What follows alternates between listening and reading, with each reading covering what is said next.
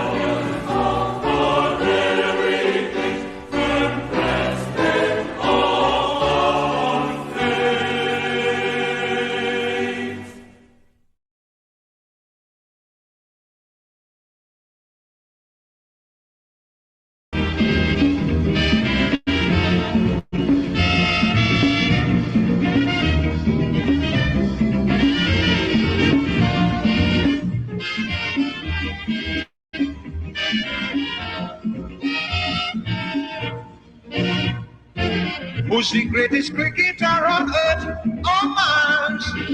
Anyone can tell you it's the great Sir Garfield Sobers. This handsome Barbadian lad really knows his work.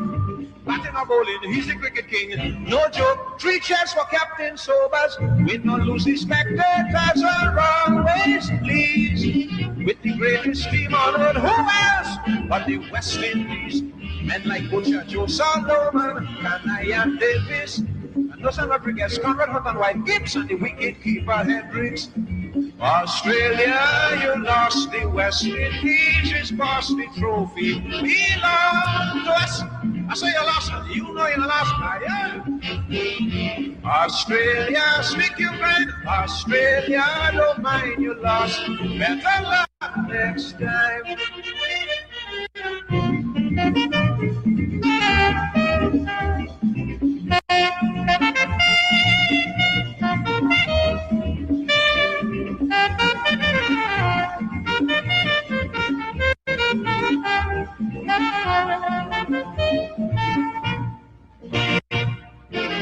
Them Australian jokers send down crash helmet to protect the batsman from Hall and Charlie Griffith.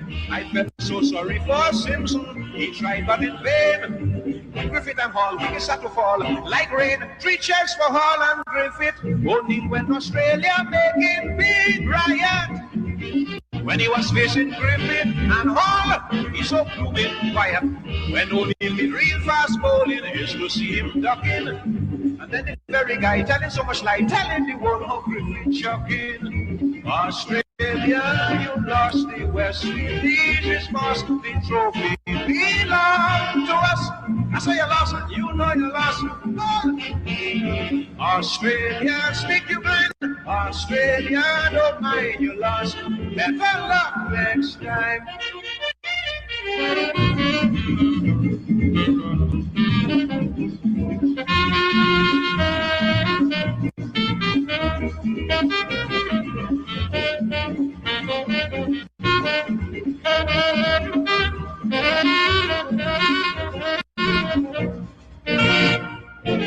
From the time the series started in Jamaica, we proved that Australia was strong, but only on paper. The 4 tests in Barbados, they full the scoreboard. Rohan and Singh carry up we score. Oh Lord, 3 cheers for Notion Kanai. Special praise to Conrad Hunter. Oh, no. Brian Davis, Solomon, Lance Gibbs, Hendricks and Bassett Busher. All the boys fought gallantly under Sobers' captaincy. So hip hip hooray for a glorious victory. Australia, you lost the West Indies. His boss warring trophy belong to us. I say you lost it, you know you lost. Come on. Australia, speak you blind. Australia, don't mind you lost. Better luck next time.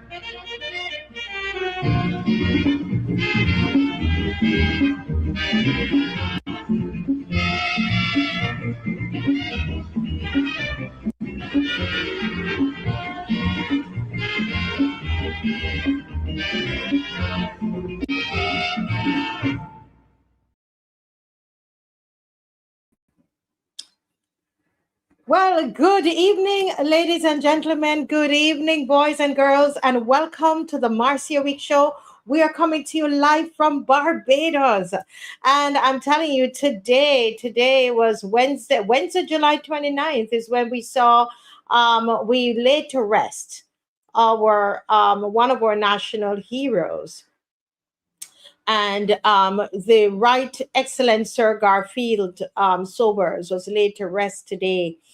And started off as a rainy day, but as the day progressed, where I was, the sun started to shine again, and I believe that is indicative of the kind of legacy that has been left for us. And tonight we want to focus on that legacy. The legacy is one of hope, I think, but I would love to hear what you think about the legacy. Well, it's a wonderful, wonderful evening. How is it where you are? Is it raining? Is it breezy? It's a little breezy by me, which is good because it's been getting a little hot, but it's a little breezy. Where were you today? Were you at the funeral? I want to hear your comments. Let me just go in the comment section and greet a couple of you. But I want to also say that the phone line is open tonight. Tonight is your night. I had the whole elevate to do, and then I had 2 guests who were supposed to be on tonight, and I canceled everything so that we could continue to focus on Sir Gary today, Wednesday. I think that I felt in myself that is what would be the most appropriate thing to do. And so we're going to, as I get ready to greet you, wonderful people, I'm going to be showing you some snippets of the funeral and today, the Thanksgiving ceremony. And then we are going to just talk a little bit about Walk Holy and then open the lines to you. All right. I might change that order a bit. I might change the order. So, but let me just welcome Sharon. Good night, Sharon. Good night, Teroni. Good night, Andrea Critchlow. Good night, Judy Jilks, Lucinda, Ronald Archer, Martha B, Shirley, Lori Bob. Woo! Lori Bob. Lori, you're an amazing individual. Hi, Calendar, Jacqueline Allen. And you're going to see why I say that about Lori. You're all amazing. But some things I can say on air and some things I can't, you know. V-Hoy, listen, you're all amazing. Yeah, that's wonderful, wonderful, wonderful. Good night, good night. How is everybody doing? Hey, Beverly, good night. Mavis Lashley, good night. Chantel Williams, good night. John Clark, I'm a big girl. Sherry Berry, Marcia Miller. Ah,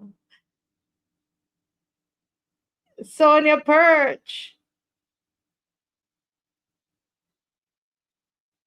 Hey, Suzanne.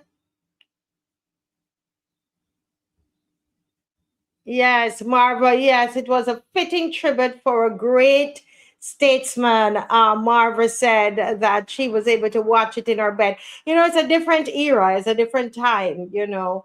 And while people would probably all line up to go down, some people stayed home and watched it at home. Yes. Yes, and while we wait on Dave, he's working out some technical issues. The show is live when these things happen, so I know you understand. But just let me just say that I want to thank you guys for the support on Monday night. How many of you saw the tribute of those three wonderful men? These, I can't say wonderful, you shouldn't say wonderful for men, but I mean, they were quite engaging. How many of you watched Monday's show?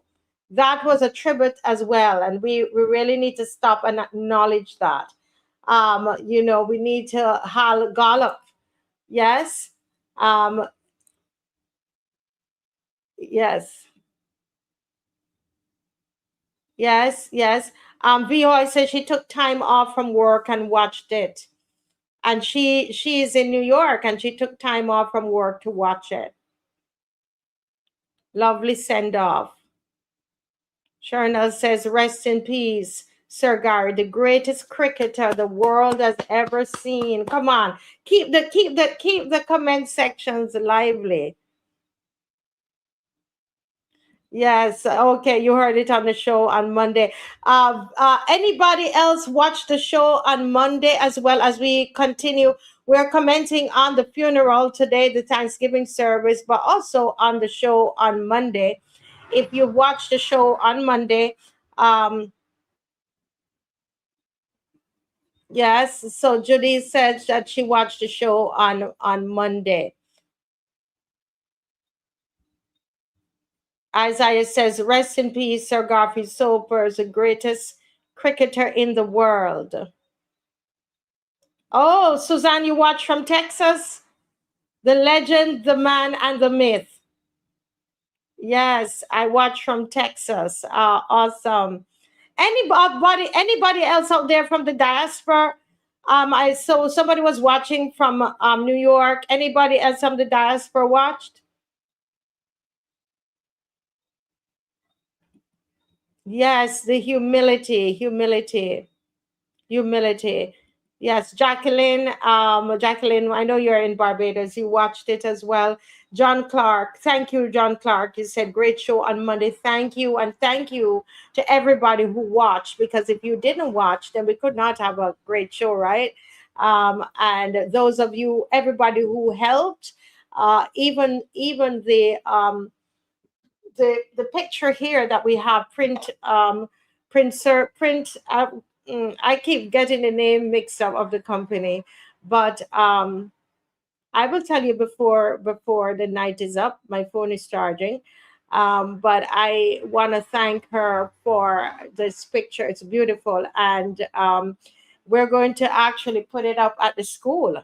So the children, as they come into the dance school, they would want to, who is that or what is that about? And we will be able to tell them. So this will be mounted at the school, right? And as you come into the school, you will be able to see it. There was a big poster. Tell me about that, Valerie. There was a big poster in Times Square, New York City. Did you go down to see it?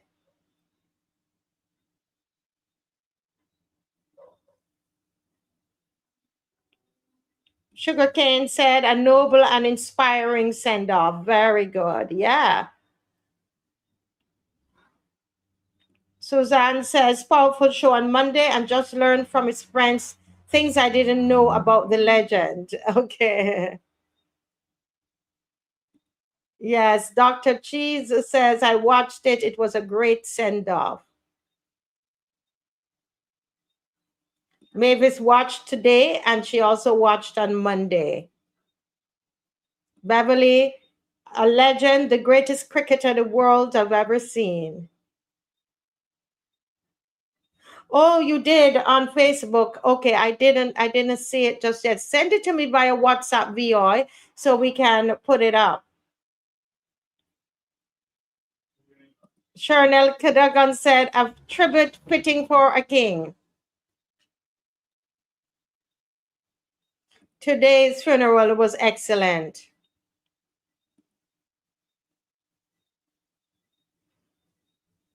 My African friend Shirley said, was asking about him. She's a caregiver to a lady who knew Sir Gary quite well. Yes, I watched it at the funeral at Kensington Oval today. Gwendolyn said, I watched Sir Gary's homegoing today. Very moving. Got me teary-eyed as well. Yes, I know. I'm like that too.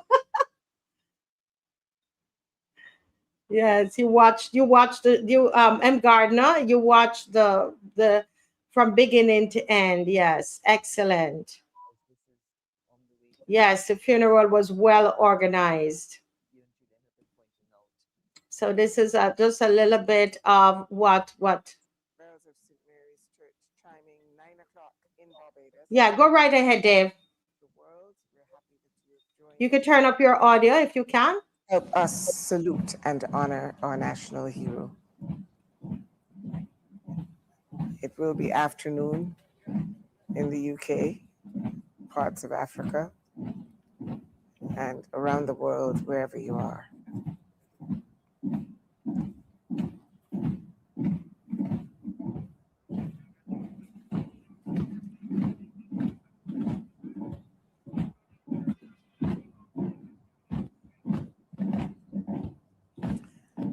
As I mentioned when we opened this morning at 7 o'clock our broadcast, we have 35 stations joining us, many streaming our broadcast, and that includes Cricket West Indies.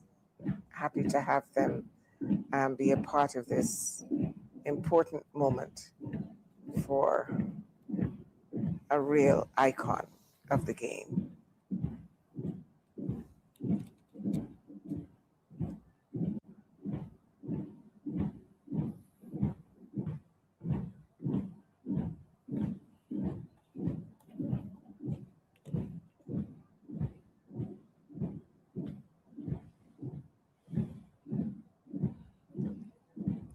I think the troops have made excellent time.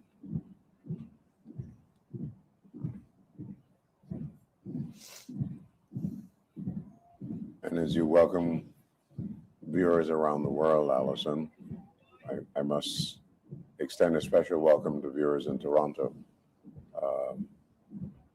Canada.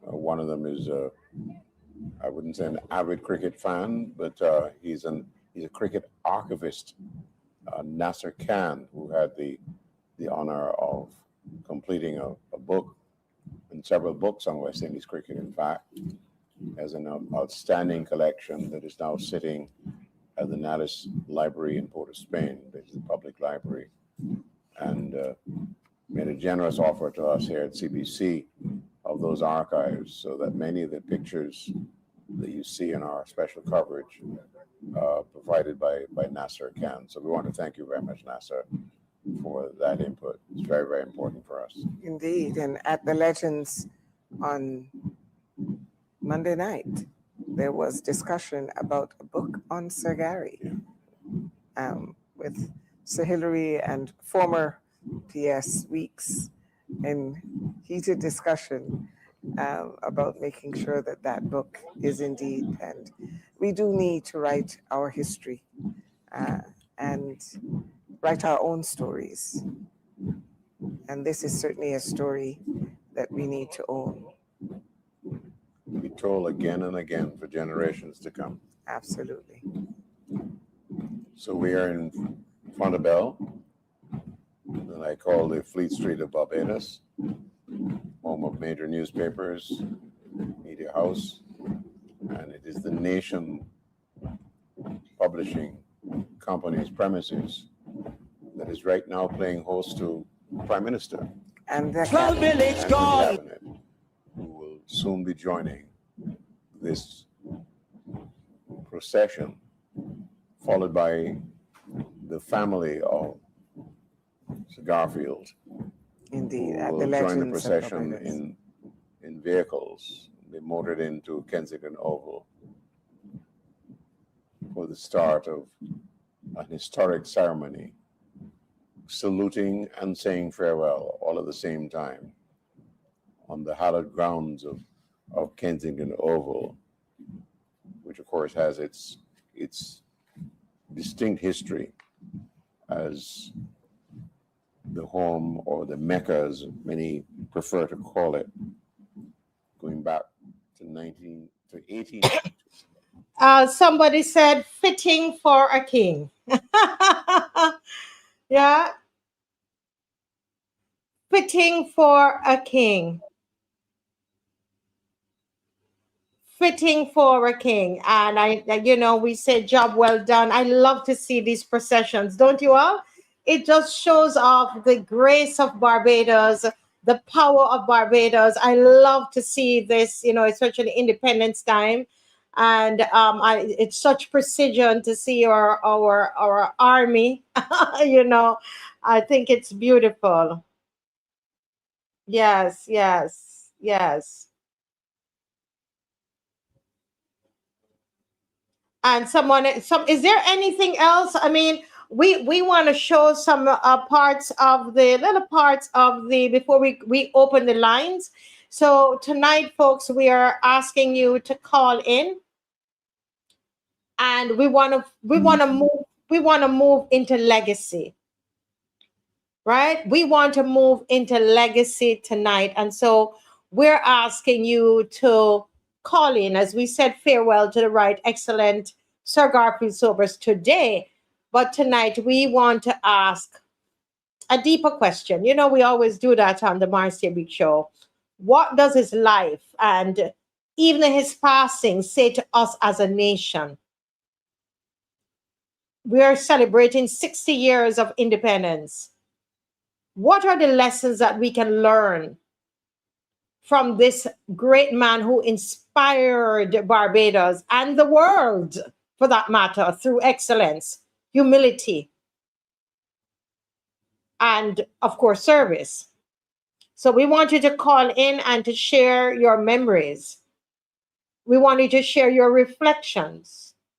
I have been reflecting about Barbados and what is my role here.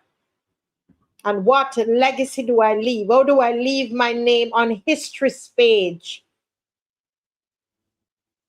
We write our names on history's page.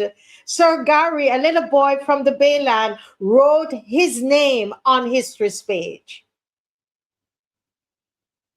How are you writing your name on history's page? What should Sir Gary's legacy mean for our children? What should his legacy mean for our children? I want you to call in and let us talk about that.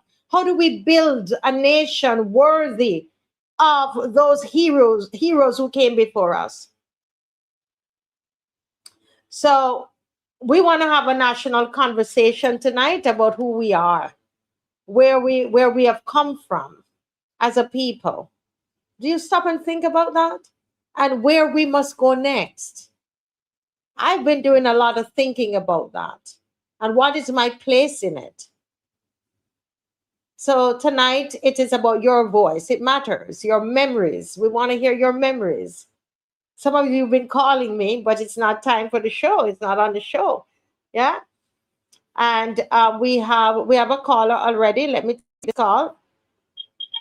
Some of you have been calling me, but it's not time for the show. It's not on the show. Yeah. And we have a caller already. Let me Yes, you have to turn down your Good night, Marcia.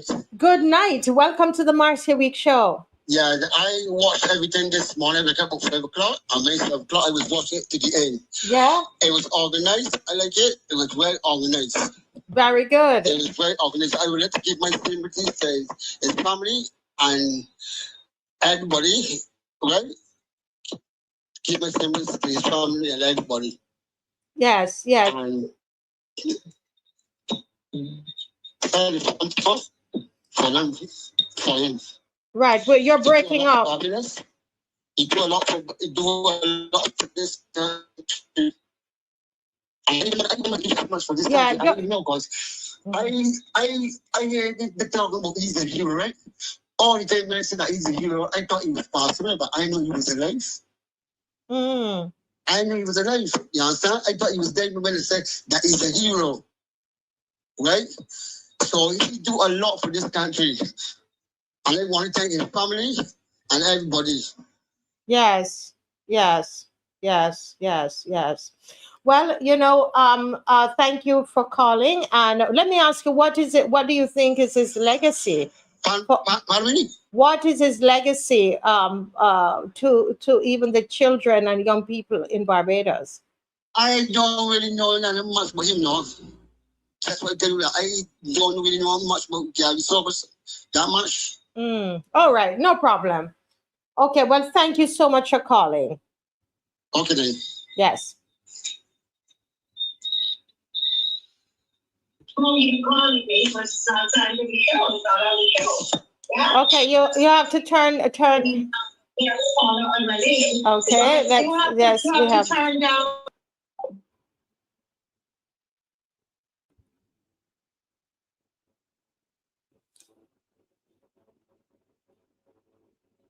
Okay, Dave, that's Rihanna. Rihanna attended the state funeral for the late national hero, Sir Garfield Sobers, in Barbados. Yes. Okay, so that is Rihanna there, and behind her, to the left off of her right shoulder, that's our former Prime Minister, Honorable Frondell Stewart.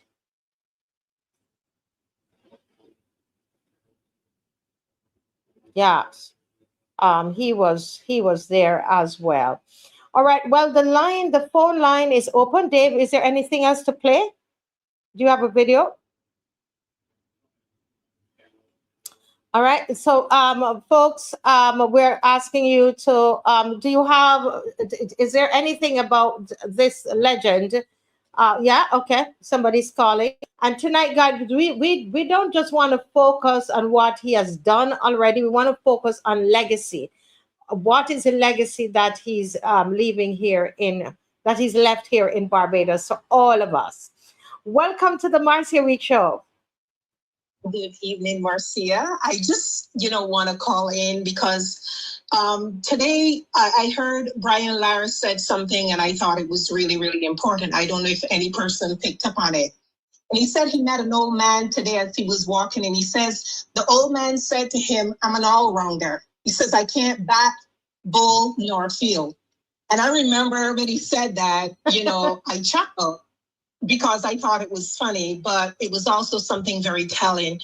And what this said to me was that we cannot live other people's purpose. We got to live our purpose. And the question that I think it was maybe a reverend or something who gave one of the eulogies, he said that he always start with something from, I think it was I think it was Bob Marley. And he says, are you satisfied with the life that you're living. And I think that to me, that is really, really important because it made me think about myself.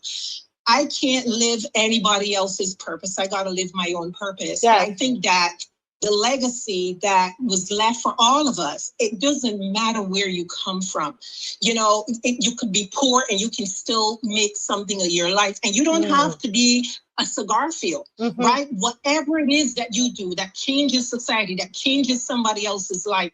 And you heard that a lot today about what you invest in other people.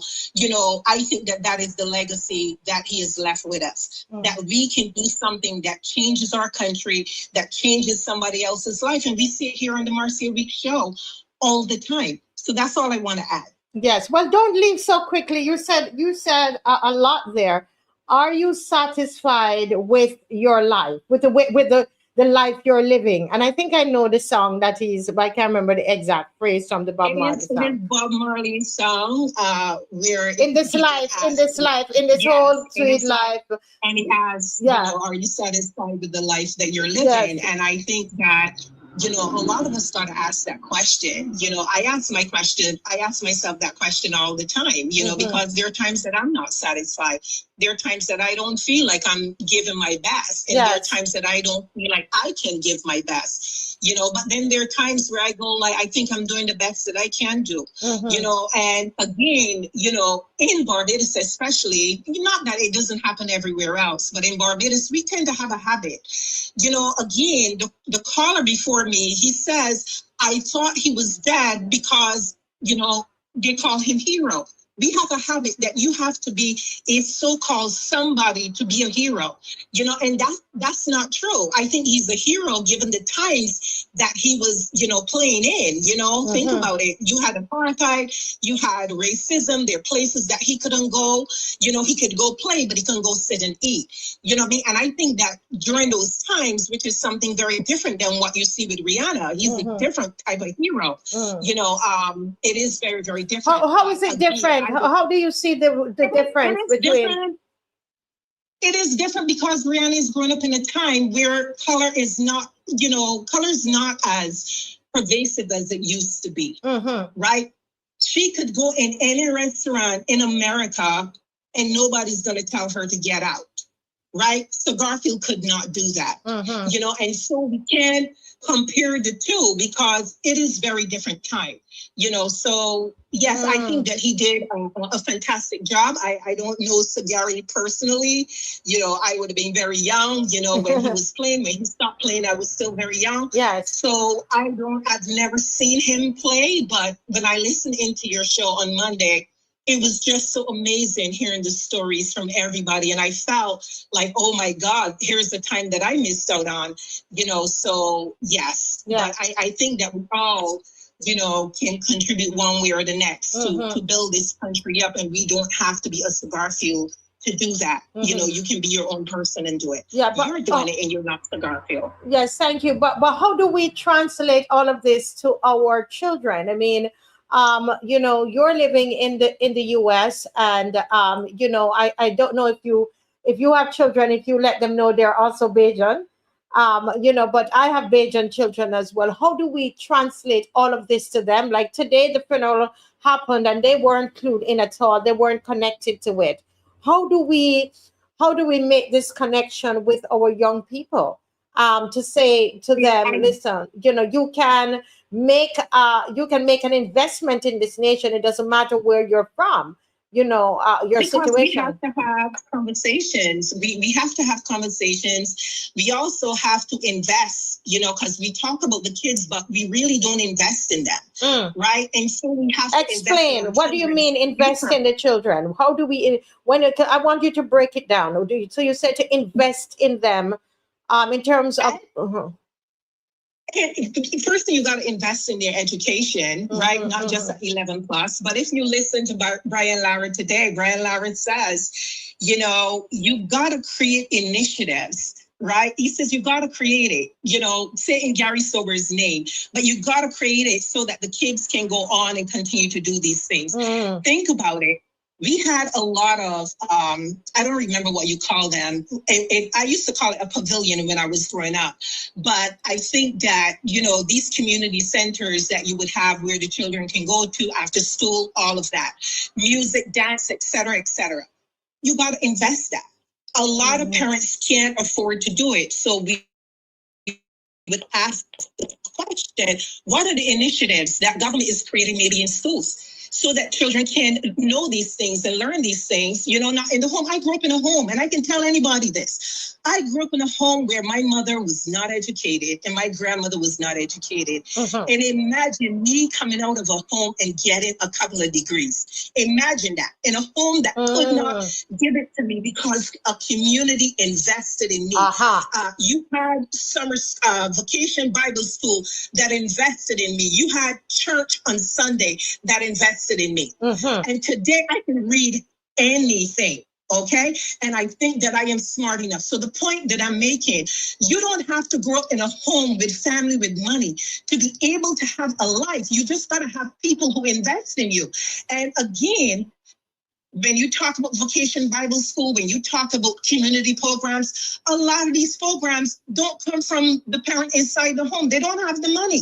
I went to a church when I was a kid, and there was a woman in that church. And I remember that Sunday, she came to me with the offering, because I would walk into the church bare feet. I wore the same dress every Sunday. And she picked up the offering and give it to me. And she said, you take this money home, give it to your grandmother. It still makes me emotional. And she said, you give this money to your grandmother and tell her to buy you a dress. I never forgot that woman. For as Hold long a as minute. So you're telling me they took up the offering in the church and they never took it for themselves. They gave you to give your grandmother to buy a dress for me. Oh my God. And I remember that. I had a teacher who invested in me. Okay, he invested in me that when I got into a boardroom in New York City, I mentioned his name. I said that was the person who invested in me. So again, you don't have to come from a home with money. All you need is government to invest and communities to invest in our young people. Stop talking and invest in them. That's what we need to do. And that's what our legacy can be. Our legacy does not have to be a Sagari, and nobody might ever know who your name is, right? But that child that you invested in will know who you are.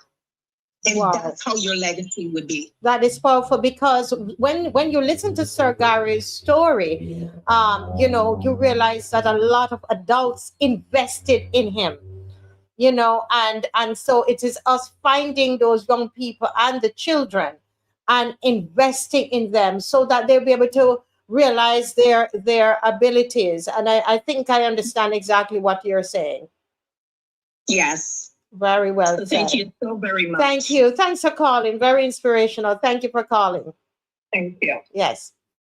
Folks, the line is open and we're going to ask people to call in. We're going to just take in a little bit of Brian Lara's story. I mean, his tribute today, because the caller mentioned him so much, and others. You're the ones driving the program tonight, okay? I don't have a script more than to have you guys call in, and we're just going to flow. All right. So let's listen a little bit to Brian Lara, and then then as soon as we're finished, then start calling. Okay. Go right ahead, Dave. To be followed. Sir Garfield Sobers, but more importantly, Sir Garfield Sobers personally coached and inspired generations long after he was gone. I quote from a fellow famous Bajan: Barbados, today we lost a legend and an icon, the right excellent Sir Garfield Sobers, the greatest cricketer to see. And at 21, he became the youngest cricketer to hold the whole record for the highest individual score in Test cricket, a record that stood for 36 years. Inspiring all of us, including me. I played cricket with my brother in the cemetery. I bust my shins. Barbados loves you eternally, Sir Rihanna, Barbados living legend. I struggled with what I would say today, but now I'm here, I realize something. This is not a sad moment. This is a moment for us to celebrate, and I hope you feel the same. Today, we celebrate a remarkable life, the life of the greatest all-round cricketer. I'm looking at this beautiful oval with the blue and yellow seats, the Barbados colors, the magnificent Garfield Sobers Pavilion, the media center behind me, and of course, this beautiful structure, and a lot of people represented around the world right here in front of me, and also on the television. I believe we truly have a life to celebrate. As I was crossing the road, an old gentleman said to me, "Mr. Lara, I heard you speaking. Tell them I'm an all-rounder too. I can't bat, I can't bowl, and I can't field." But today, we pay tribute to the man who could have done it all. A life unlike any other, but we celebrate a man who gave much of himself to his family, to Barbados, to the West Indies, and to all of us who had the privilege of knowing him. For me, Sir Gary was not just a West whose records inspired me and millions of sportsmen and sportswomen. He became a personal mentor, a friend, and someone whose belief in me shaped my own journey. I was fortunate enough to break one of his records, but similarities ended. He was so much more. A lot of the disciplines that make up the game of cricket, that 99% of us cricketers did not consider it part of our DNA, Sir Garfield Sobers did it with ease and grace. No one did it better. A few stories. The first time I met Sir Garfield Sobers, it was at the school's tournament, branded by his name. From Charlie and Brian Davis, that a young man was coming to Barbados and he should have a look at him. He came and he met the team, and I looked at him, shook his hand, and I said, "Sir Sobers, are you the real Sir Sobers?" And he said, "Yes." I left, I strapped up my pads, and I was praying that that day I was the only batter that he was actually going to see. When I got back to Trinidad, that I met Sir Garfield Sobers, and he said to me, "What was he like?" I said, "Dad, he liked my batting. He really liked my batting." 2 years later, Sir Garfield Sobers stormed into the room at the Sydney Cricket Ground, and Rohan Kanai, our coach, said, "Sir Garfield is here to see you." And I was in the shower. And before I can get out the shower, Sir Garfield, and he was berating me, he's telling me, "What is wrong with you?" I thought this man came to congratulate me on my 277. He said, "Young man, there was nothing in the game. We could not have won. You cannot throw away opportunities like that." And I understood him. 14, 15, that unique walk of Sir Garfield Sobers entering the field in Antigua was something very, very special for me. To have the man that was my mentor, the man that believed in me, to be there was something very special. That hug, you guys don't understand that hug. It felt like if he was silently telling himself, "My son did it. My son did it." That's wonderful. Dave, we could pause it there a little bit. Therefore, you know, what Sir Gary was doing there, as a caller said, I love that second caller, as a caller said, that investment. Sir Gary was investing in Brian Lara. And you know, Brian Lara is great in his own right as well. He's a Trinidadian, and he's great at cricket as well. And that's what we need to be doing, is investing in the next generation. You know, writing our names on history's page. Would you agree that Sir Gary's name is written on the pages, history pages of Barbados? Of course, of course. And that's what we call legacy. Can we write our names? Will our names be written on history's page? You know, what legacy will we leave behind? And I love the fact that we are breaking it down tonight and looking to see what is a legacy that Garfield Sobers left behind. This man you see on the screen, that's part of the legacy. Yeah.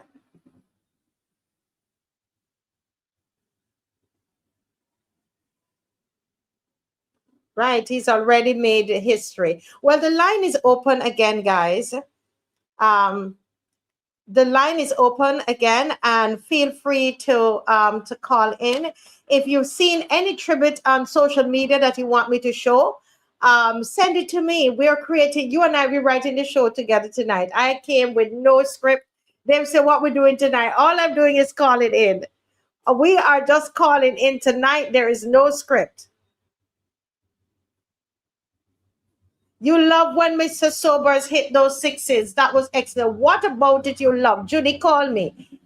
Where were you how old you were, Judy? And what about it you loved? You said this before on another night. I want to hear from you. So, Judy, go ahead and call me.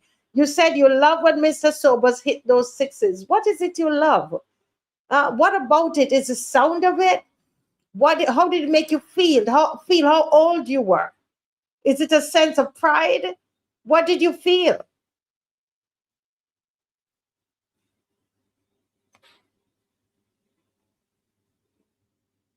Yes? Okay, we're getting a call here.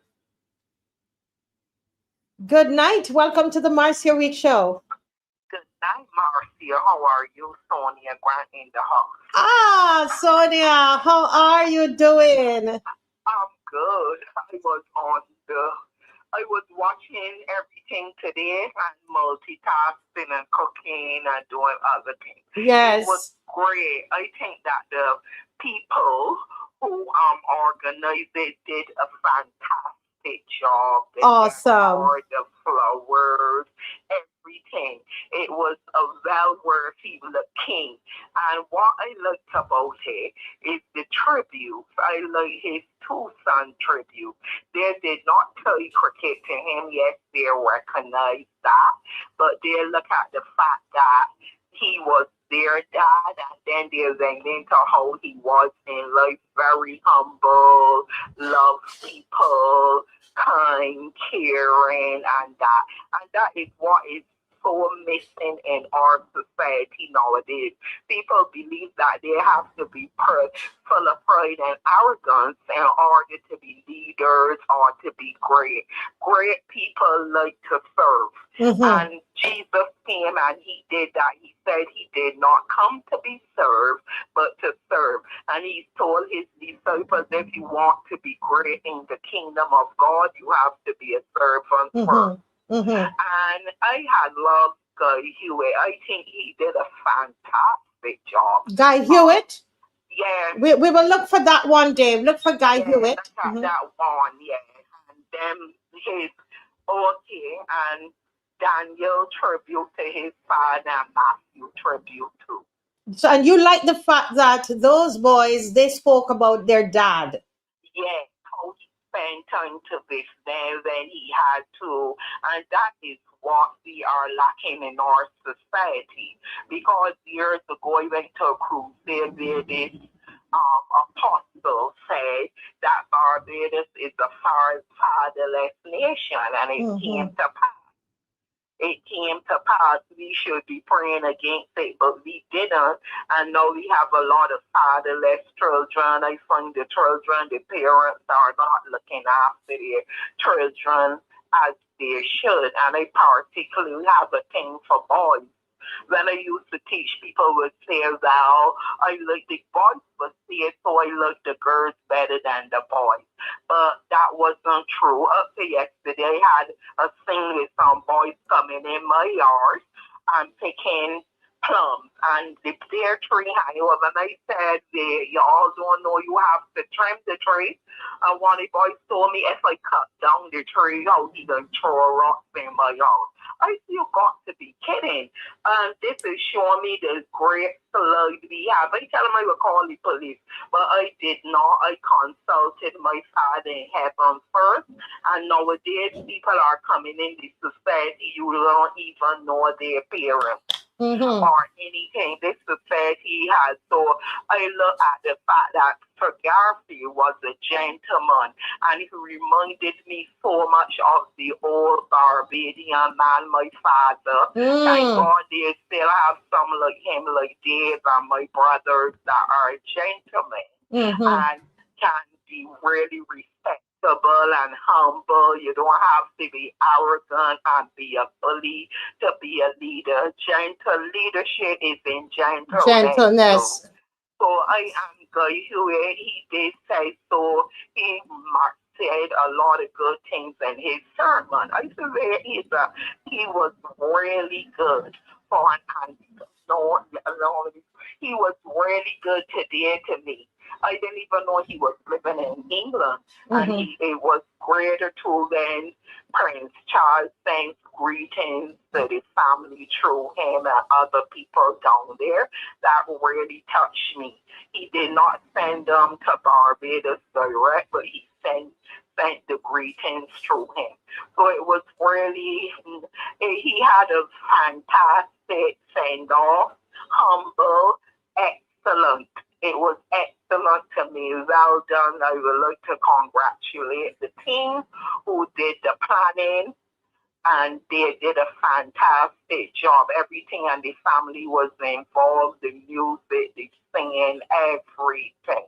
Excellent. So, that's what we want. That's what we want for Sir Gary. That's what we want for him. And yes, but but before you go, we're talking here about legacy. And what if you were to sum up the legacy that Sir Gary has left for Barbados? What would you say is the legacy? The legacy is that he leave a legacy where we shall love each other, be kind to each other, because they made a statement that he was saying to his country, loyal. When he played for Barbados. He did not play for himself. And as where he alluded to some of the words in the national anthem, strict guardians of our heritage, firm craftsmen of our faith. And I find that a lot of people now they are not patriotic to their country like before. I find the other, and we are even to the Caribbean, because when our barrel was in, it was Barbados, Jamaica, Trinidad, and Guyana that used to form a tag team. But no, I'm not seeing these kind of things. Everybody is for themselves. Yes, and you are not getting that. Why we are not pulling the young people together as we should.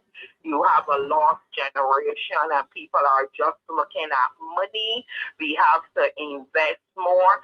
And I look at the fact that he mentored a lot of people, and I find that is what is missing greatly in our society. Mentorship, and nowadays you cannot tell people anything. 5 years ago or more, a teacher did a sermon on that morning, and you cannot tell the Barbadians anything. They are always ready for you. And I like to see that you should be able to listen, humble yourself, respect the elderly, those people before did it. And my mother was training us. We couldn't even tell any elderly person anything of the sort. One time I told a woman something, and the woman came and complained to me, and I got lashes. When you said you told the woman something, what do you mean? I cannot tell y'all what I You curse the lady. You curse language on her. Oh my God! Come on. So my mother can't. It wasn't a bad word. Word. She had turkeys supposed to run, and she came to my mother and said, "I know your tasks, your children." So I came to tell you what she did, and my mother lashed me.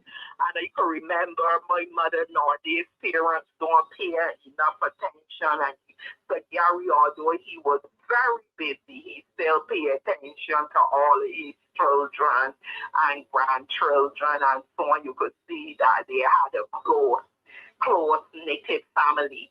And I like the family ties. He kept the family bonds and the community bonds.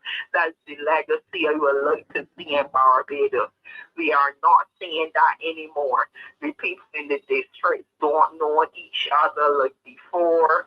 They don't look out for each other. They said that he was kind to everybody, and that touched me, how he used to keep socials at his home and get people coming over playing dominoes and so on. And I like that sort of life. That's yeah. So it's a legacy. You said it's a legacy of being loving and kind to each other, being loyal to Barbados, and you are also agreeing with the second caller who talked about investing in others, whether it is in mentorship or own children, spending time with the young people. I hope we're hearing this tonight. Well, is there anything else you wanted to say before we close? Yeah, I would like the younger people to get closer to the older people. That they have a lot more disrespect. That's another thing for Garfield and his children. I think they are very respectable, and I find we are losing that respect in our country. The young folks they don't like the gender gap that is between the generation now, the young, the middle-aged, and the old. Up to the other night, a fella blessed my heart. He is 32. He called me and said, "Miss Grant Roy, if it is one body that touched my life, it is you." Wow. Yeah, I taught him to do poetry, and he used to go on the platform and do it. And he said, "No, I'm a detective. You didn't want to teach me the poetry. I had to analyze the poetry." And it came in really well in his detective job. Yes. And he said, I remember you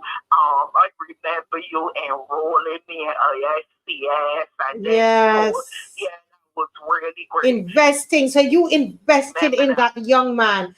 Are we hearing tonight, guys? Investment in people. Yeah. He could remember one day he was praying. He can't remember for what, but I held him in my arms and he could still see and soothe him, and he could still remember that warmth. So we want that motherly, as you said, like how you have the elevate man. I'm very interested in that. Yes. And I got to get involved. I like the fact that you are helping the fellow.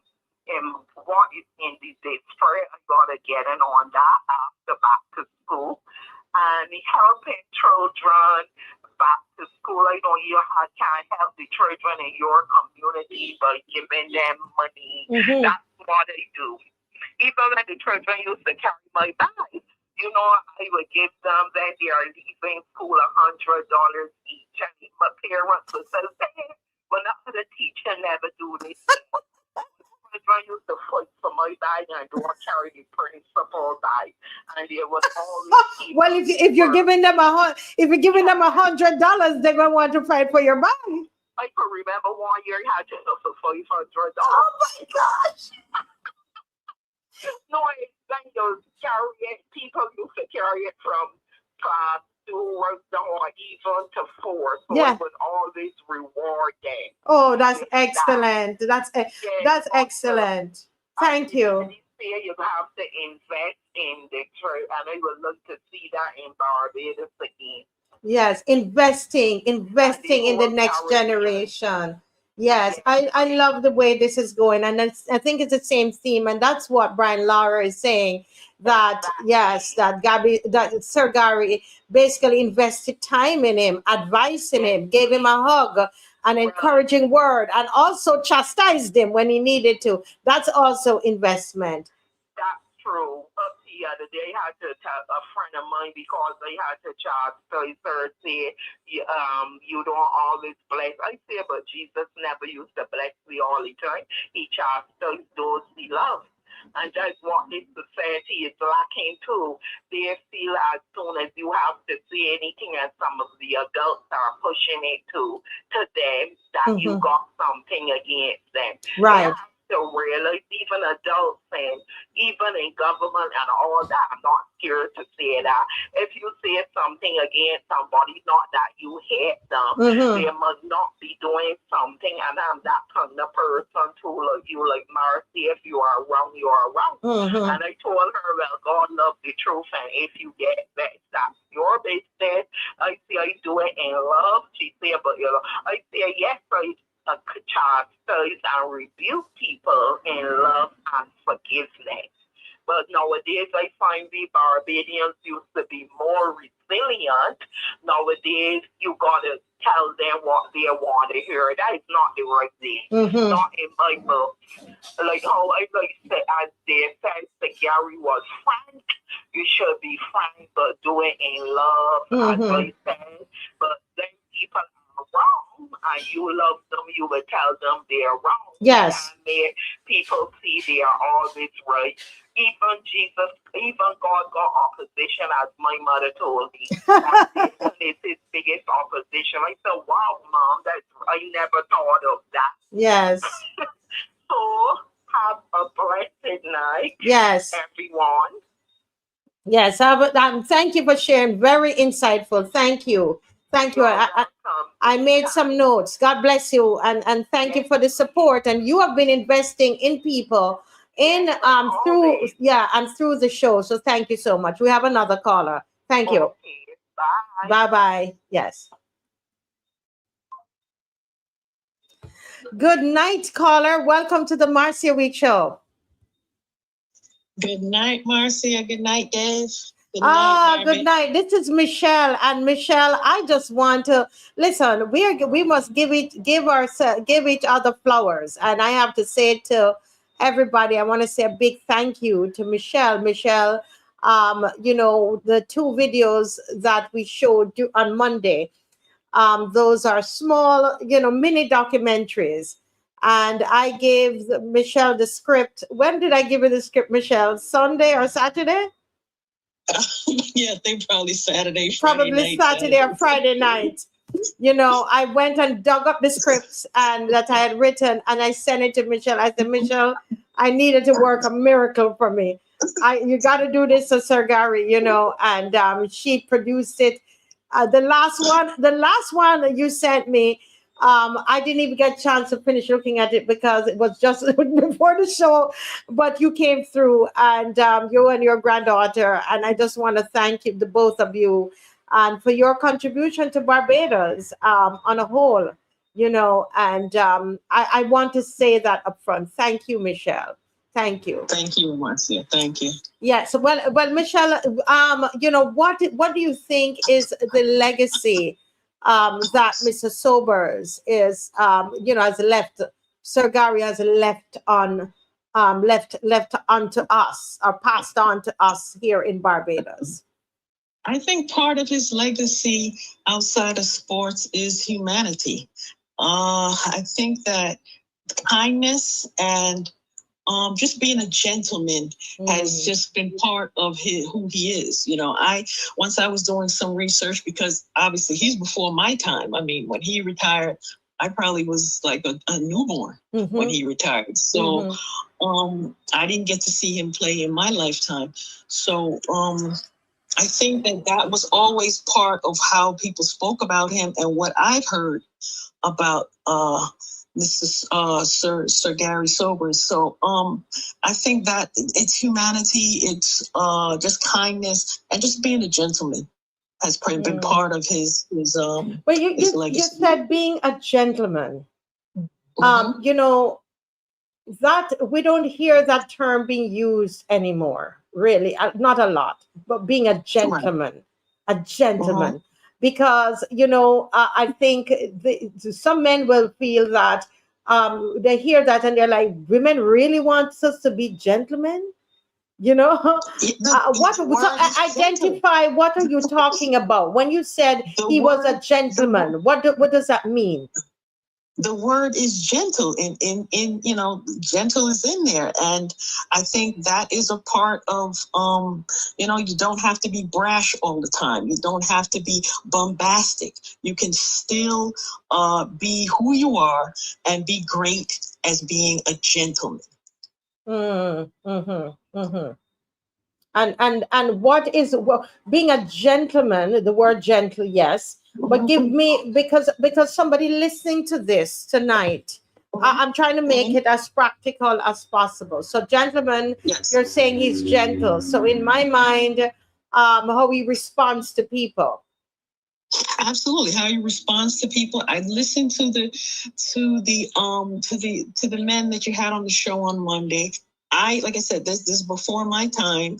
I even thought about my father when I heard them say that they had over 100 and something teams, you know, in Barbados, like organized teams in Barbados, and children were, you know, doing their thing and practicing and learning. But I thought about my father, like, I never knew, you know, I didn't even know my father to be part of a cricket, of you know, any cricket club or talk about any sports, cricket sports. My father was not a sportsman, and he is, you know, he's in the same age bracket. So it made me really think about, like, really, as small as Barbados was, they had that many people or that many groups playing cricket. So, you know, from, like I said, from what I heard and what everyone has spoken about him, no one has said anything like derogatory. Like, everyone has always saw him as outside of sports, just being a gentle type of person,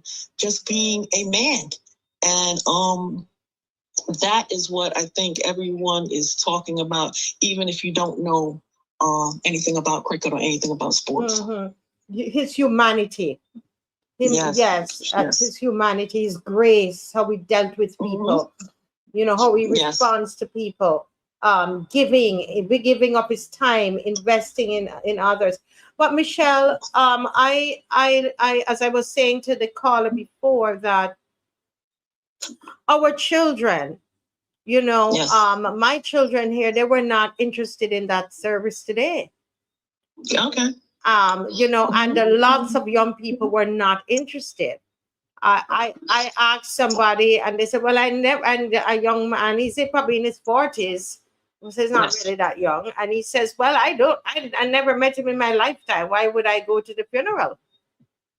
You see what I mean? That is another thing about not knowing your history, not knowing where you came from, and not know who the people you belong to. So that is, I find that to be my personal opinion, to be a struggle in Barbados, to be a struggle to understand what our lineage is, who were the groundbreakers, whether sports or education or anything else. I mean, it doesn't have to be sports. It can be great teachers. It can be great musicians. I find that to be like missing in reference to how children are educated, because you can't ask about the past. You can't ask, and they do not know. They do not know what Barbados means to the rest of the Western world. To them, yeah. Barbados is absolutely gold to the riches in the world depended on Barbados, and depended on the labor and the people of Barbados. And I think that is really missing in our education system, and really missing in your household, because you do not have to wait until the teacher wants to educate your child. This should be at home. This should be, do you know who this person is? Do you know this? And we as Black people, a lot of our lineage is verbal because, we could not read and write. We were not allowed to read and write. So how we passed it down was verbal. Your grandmother told your mother and then they told you. And I think that has been cut off and has been missing. Our parents still have to tell us these stories, whether sometimes they are hard to hear. Sometimes they're traumatic and sometimes they are difficult to tell. But you have to still tell the story. You have to keep the lineage going. You have to keep the dialect going. You have to keep the language going. So I think that is a lot. That's what's missing. I had an opportunity to be educated in American education, and my start of my education was in Barbados. And it's a lot different. Here in the US, you cannot be without understanding the civil rights movement, anything of the past in reference to Black American lineage and Black American culture and how we got here. So I think that is truly missing, and we must tell our children how we are important. How they are important, and we need them to carry it on. Teachers have to, it just can't be about a check anymore. It has to be about, like, you see something in a student. That happened to me. It wasn't my parents who gave me music lessons. A teacher saw me and said, I see you're going to be a problem. I got something for you to do. Tell me about that, because Vihoy called earlier and she was talking about investing in others. Sonia Grant called and everybody's talking. So tell me about that teacher. Tell me about that. That teacher was the meanest teacher Marcia, I'm not even exaggerating. This woman has her own Facebook page. I don't even know if she's still alive, but she literally has her own Facebook page because she has taught so many teachers. I grew up in the Bronx. She taught so many that she is a legend, and she has her own Facebook page. And she was a Black teacher. She had an afro. She was Afrocentric. She had her suit on. She dressed properly, and she saw me and she's like, "You're going to be a problem." And she said, "I got something for you to do," and gave me a clarinet. And I played an instrument for the rest of my life. Wow. So how old you were? 8 years old. Right. She said 8 years old, and she thought that you were going to be a problem. What were you doing at school? Why she thought you were going to be? I was into everything. I was the one yapping. I was the one that, I got to call your father. I'm going to call your father. Then I would have to say, please don't call my father. Why we can't call your father? Because he's going to kill me. So what were you doing? What were you doing, so?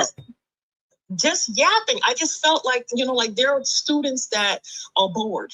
Like what you're teaching, I'm way past this. Keep teaching. So then I become the disruptive child because I'm just got too much energy. I just got too much stuff going on in my head.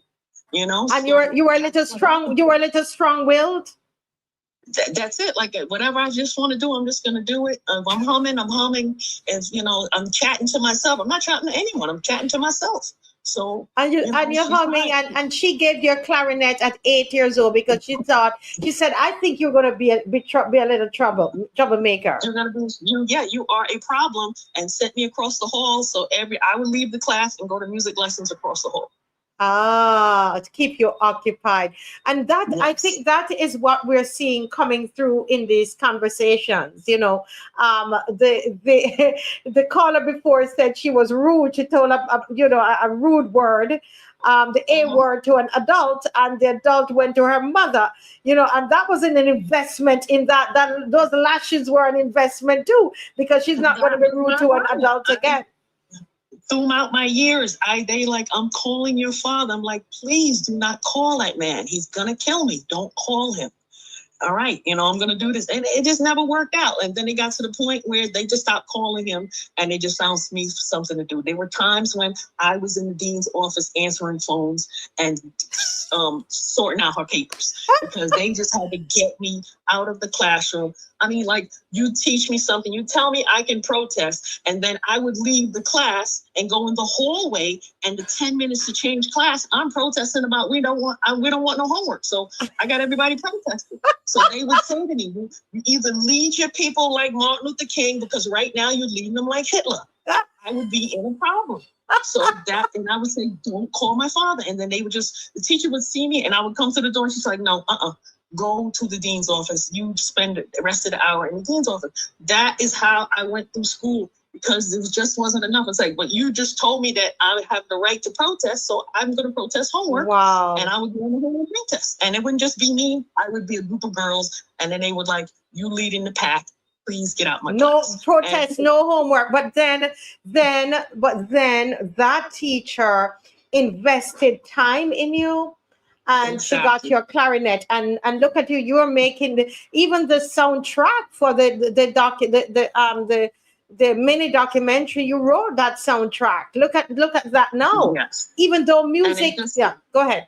Music is not my main thing that I do. It's just something that keeps me, like, I hear a tune, keeps me occupied, and keeps me from chatting to myself, and it just keeps me focused. So it's always been my thing. I've done music. I went from the clarinet to the trumpet. It wasn't loud enough, so then I moved to the trumpet and was in the band in high school. So I'm traveling with this. You don't want to be in the classroom, so I would do things not to be in the classroom. So I'm gonna do what I got to do to be in the band so that I can travel with the band and not be in the classroom. True. But you see, and this is what I want to come out. Not that I want to come up, but what is coming out tonight. Vihar talked about that woman at church who picked up the offering and gave it to her to go buy a dress. Tell your grandmother, take this money, who invested in her.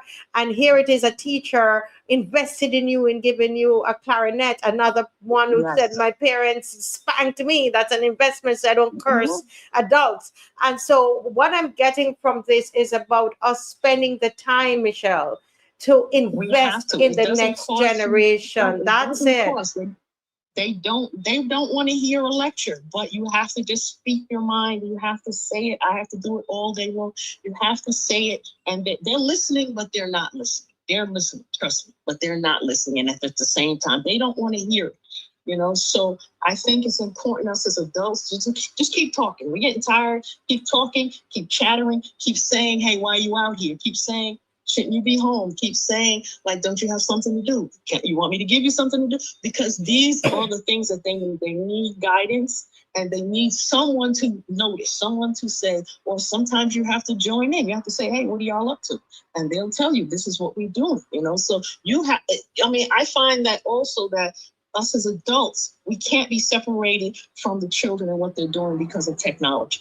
You have to know what they're doing. Technology has created that gap also. Yes. They're not talking anymore. They're on the phone. So you better get on the phone and know exactly what they are doing or what they're looking at and have that discussion. I keep up with the times because I need to have a conversation. I need to be able to say, hey, did you see this? Did you hear that? And that's how I keep up with the younger generation, because I know what exactly they're into, what they're doing. And it's important for us to just, I don't feel like just because it's not my child, I should not be involved, because I have to pick up my own from games late in the evening, and I pick up everyone else's. I would not pick up mine and leave a girl standing in darkness waiting on her parents. Hey, your parents coming? You're not coming? Well, then we're going to sit and wait until somebody comes. This is what we have to do. We have to do it, and we have to stay motivated with our children. Yes, they get on our nerves, but we still have to stay motivated and keep the fire under them, because you're going to need them, because they're the next leaders. They're the ones that are going to be running the country. They're the ones that are going to be making the decisions. So we have to make sure that they are on the right track. Amen. Invest. And that's one of the legacy that we are taking away from Sir Gary. Invest in others. Thank you so much, Paula. That was brilliant. Thank you. All right. Thank you, Marcia. Love you, Barbados. Love you too, Michelle. Thank you for what you do. We feel the love. Thank you. Good night. Good night. Before we go to the next caller, Dave has a little bit of one of the speeches here, Dave. Yeah, so go right ahead, Dave, and get ready to call, guys. It's interesting. It's your show tonight, and we could talk all we want. The whole thing is when you start to speak to us. You come on. Let's write the show together tonight. We creating this show together. It's our show. All right, go ahead, Dave. Protocol being established. Good morning, ladies and gentlemen, boys and girls, distinguished guests, friends and family. My name is Daniel, and the Right Excellent Sir Garfield Sobers is my father. My brother Matthew has flown in from the US, and my younger sister Genevieve,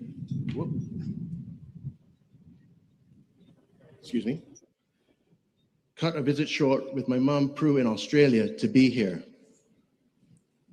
Many of you have traveled the distance to be here today. I'm glad everyone has arrived safely. I bought this card a month ago for my father. It says on it, for his birthday, which was yesterday, it says, "Dad, you're the greatest." So that settles it, ladies and gentlemen. The debate is settled.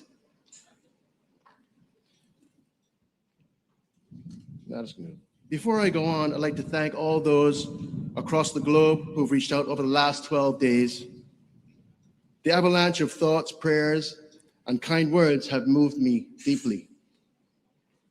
While I know they reflect the love you all have for my father, they have kept me buoyant. More personally, I'd like to thank my handsome son, Gabriel, who was always there at the house looking out for his granddad.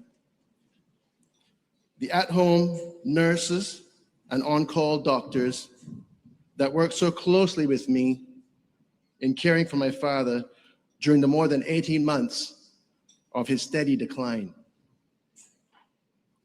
Thank you, truly. You're all amazing.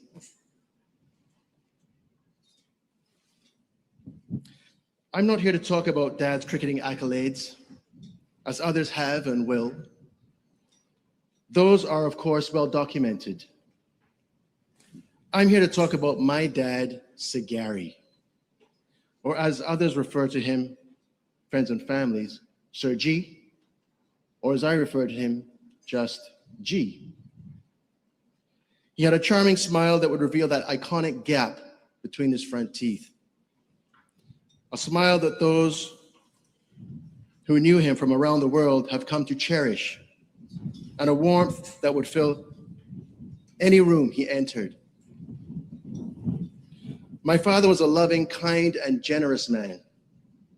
I recall early memories when Dad would drive us somewhere. It felt as though we had him all to ourselves. Away from the busy demands of his life, staring across from the back seat, I'd feel safe as he sat confidently and reassuringly at the wheel. In the car, he would play his favorite music cassette tapes. As a lover of Westerns, John Wayne being his favorite cowboy actor, country music had a special place in his heart. He liked to listen to Charlie Daniels and Kenny Rogers. He actually used to play golf with Charlie.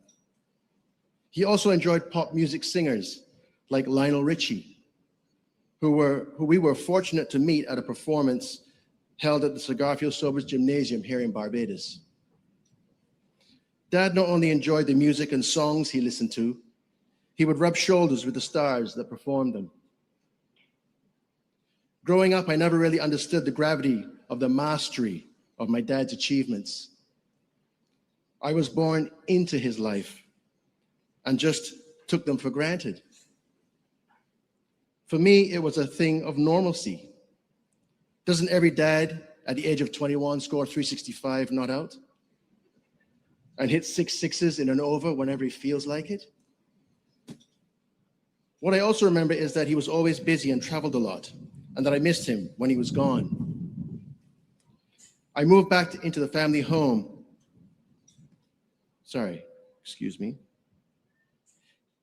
His return would feel like Christmas was coming, and sometimes it was. I moved back into the family home with my son Gabriel a year after he was born. Ours would be the house where social events were commonplace. From inviting the customs officers from the port to play dominoes eat some food, and have a drink,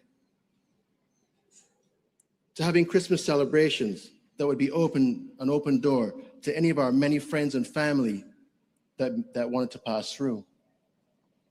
Guests would be greeted with Dad's welcoming smile and contagious laugh.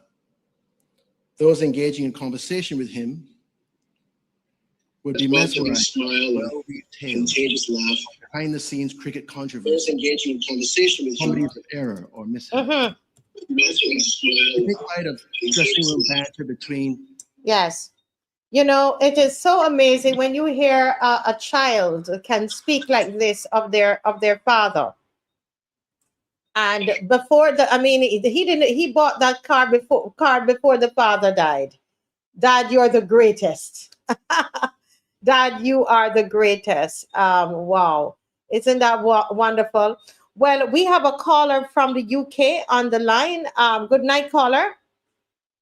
First of all, good night to Barbados, the wider world. Rest in peace to Sir Garfield Sobers, the national hero of Barbados, amongst many other accolades, and a very personal person to many individual Barbadians. Good night to the show. Good night. Yes, good night. It's really a pleasure having you on tonight. And did you watch the celebration of his life today? Without a shadow of a doubt, I was supposed to be in Barbados, but I'm able to travel at the moment. So I was supposed to attend the actual function, being a former cricketer. And also I would have worked with Sir Gary. I had the privilege to work with Sir Gary at the Barbados Tourism Authority before it changed to the current Barbados Tourism Marketing Inc. Yes, sir. Yeah, so I have no choice but to watch every second of what was the official tribute given by the people of Barbados, and they made an excellent effort for a 9-day ceremony. Yes, wonderful. So let me ask you. You said that you were a cricketer, and you wanted to be in Barbados. Tell me about did Sir Gary influence your cricket career? First of all, Sir Gary would have influenced every individual that would have been at any national practice, whether it be a youth team practice for the BCA or a senior team practice for Barbados senior men's team. Mm-hmm. Sir Gary would have spoken to every single individual, and there was always a big send-off if you made the final team or into the reserves. Sir Gary would. The final sessions would always be at Kensington Oval. Mm-hmm. And Sir Gary would always be the ultimate end to that series before they announced the team. He would come and speak to all the players, the reserves, and then that was the format, and then the final team would be announced. After that, I think either over I can't remember if they used to inform before the actual team or whether it was done over the news as a pleasant surprise. Right. So Gary was always very active with every and any cricketer that would go up and speak to him, or any person that would come up and speak to him. So he was a coach at this club? It's not a club. I'm talking about the Barbados youth team. The Barbados youth team. Yeah, so those that's where we first came into contact with Sir Gary at Barbados National Youth Practice for Barbados. Right. I'm sorry, I misunderstood you. So this is the Barbados youth team, and he was and he was mentoring you guys. Yeah. So basically, what would happen is for maybe a period of about 3 to 6 months, Barbados was selected under 15 or under 19 team, and when it got into the period of the final 2 weeks before the team was preparing to leave. The final day of training, the final trial game, as they would put it, Sir Gary would always pop around in between those, but he would have an official speech to the final announced team of reserves, mm-hmm. and the team that would be traveling to represent Barbados. So he would always, tell cricketers, like, for example, the young cricketers, how to carry yourself, you're representing Barbados and yourself, etc. The importance of being a good person. But I'm saying, even if you were not a national cricketer and he came to a normal cricket game, or you happen to see him somewhere, I just walked up to him at Kensington Oval. He was always very engaging, very willing to speak to any and every person. He was also very engaging with children, especially. And his favorite would have been, he was very religious as well. His sons all have names of angels. Gabriel is the angel. Matthew is a biblical figure. His grandson, Gabriel, is also one very dear to his heart. He will always tell us in the tourism authority about how sweetly Gabriel was singing. He also played a little bit of cricket for Conver School. But, you know, Sir Gary was just a very all-round. All-round. So let me ask you, sir, what as a cricketer, as a young cricketer, because you had that interaction with the Barbados youth team, with him, what would you say is that one thing that might have left a lasting impression on you? Something he said or something he might have done in your presence. What is that? Is there one thing that you said might have left a lasting impression on you? Mom, that would be unfair to give you one thing. I believe that everybody at that stage, even if you were anywhere close to representing Barbados in the Select 11 game, yes, Sir Gary is our hero. There's no one thing. We were all fans of Sir Gary before we even knew what a fan was. There's no question about it. It's just like Sir Gary came and spoke to you. We just cherish those moments. He also gave a lot of jokes. And it was more like a big uncle or your father speaking to you, the way you would want him to speak to you. There was never anything to come away feeling sorry about. I don't recall him pulling anybody aside for even misbehaving. He was just, you're always well behaved and careful to be well behaved around him. And he was always the perfect example of how to behave, you know, how he walked, as people say, how he walked, how he carried himself. Also, guy would give you a joke if you knew you were a bit more personal as you got older.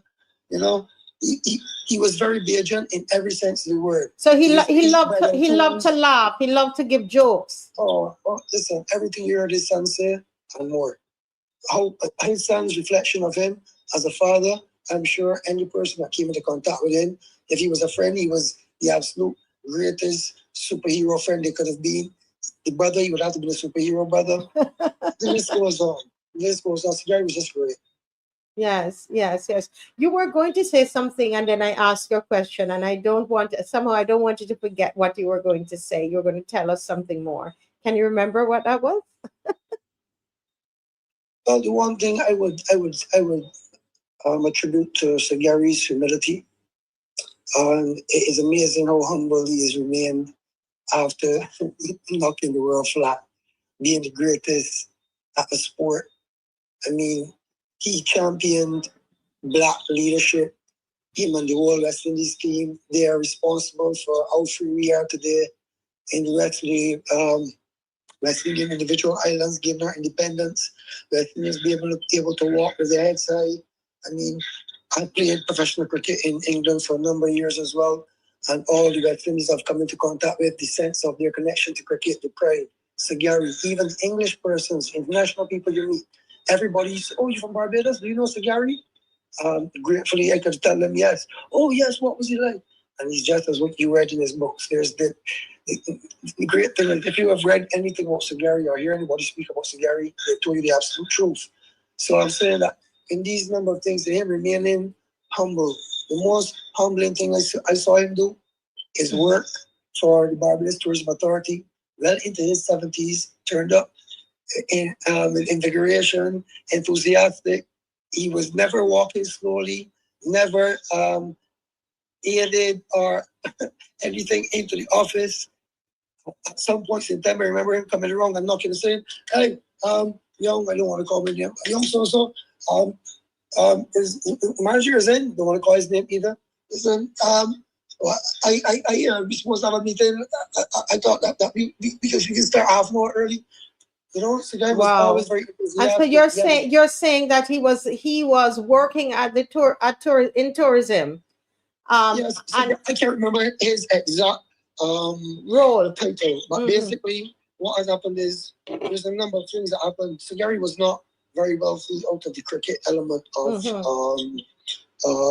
in terms of what nowadays players would get. Like Sir Gary would be invaluable even right now. Sir Gary would easily walk in with top salary without a shadow of a doubt. But however, a number of things were being said over the years, like things that were said in and around cricket, you know, how to treat Sir Gary like this. Even Sir Gary spoke about it in some interviews about how he was more or less not respected his last intended outing for the West Indies cricket team due to injury, etc. So basically what happened is I think that Sir Gary had an international schools tournament, which Brian Lara spoke about today. That's where he first saw Brian, first met him, first earmarked Brian to be the next greatest thing. So that tournament has been running is the longest running, and it's the only tournament of its kind, international schools tournament for under 19 boys in the world. Oh, wow. And that tournament is still running, and that was championed 100% by Sir Gary. Sir Gary used to meet with these teams, go to Trinidad, Guyana, where the teams will be coming from, all through the region. Alex Stewart, sorry, not Alex Stewart, former captain for England, I think recently retired. That used to open the batting. Alex is his first name. Can't remember. I don't know much about cricket. But anyway, he also played in the Sir Garfield Sobers tournament as well. So there have been a number of players that have done great things in Test cricket that played in the Sir Garfield Sobers tournament. But focusing on Sir Gary's work, Sir Gary had basically that tournament was as good as a regional under 19 tournament. The food, the presentation, the umpires, the transportation to the grounds, the player arrangements of accommodation. Wow. The presentation of trophies, the presence of tourism, and also local cricketing heroes. I think Seymour Nurse was still alive at the time. One of my favorites, Mr. Griffith, Sir Charlie Griffith. He was there. Redfall was still walking. He was still pop around. Sir Everton Weekes was still alive at the time. I mean, I'm just being in the company of these gentlemen. Yeah. I've had a couple of relationships outside of the actual tourism board before they actually came there. But having relationships with these gentlemen were of a total different ilk, total different class, era. I mean, that's why playing cricket was so important even before I got to the stage of being professional. In my mind, I knew that you're going someplace, you're representing Barbados. Even anybody can tell you, they leave Barbados to play professionally. Once you from Barbados, you come with an expectation. And that is all down to Sir Gary. Everybody around the world knows Barbados and knows Sir Gary. I mean, that's part of his legacy. Yeah. But Sir Gary is the one that actually put Barbados on the map. Most persons always say which part of Jamaica is that, you know. But after Sir Gary, there was no question about it because at that time, Sir Gary's from Barbados. I think there were 8 Barbadians playing in the team at the time, and they were all fighting for one Caribbean. That is the important thing. Whether you're Trinidad, Guyana, Jamaica, as I said, Sir Gary was phenomenal in his 70s. As I said, I can't remember what's the date he actually stopped working, but for sure, I think I remember him getting the 75th anniversary award or something. He was still very much active and still working in the, in tourism, representing Barbados. And he was that would also entail not only just coming into the office, but he would also have to travel around the world. And at his age, for him to travel, I mean, traveling is exhausting for any of us that have to travel. Any of us that know about traveling. And so Gary, his flight schedule was sometimes ridiculous, And he was representing Barbados. Barbados at the tourism project, for sure. Yeah, but let me ask you, what would you say is his legacy to young people? Because if you notice, even today, the numbers inside the at Kensington was very low, and a lot of young people were just not interested.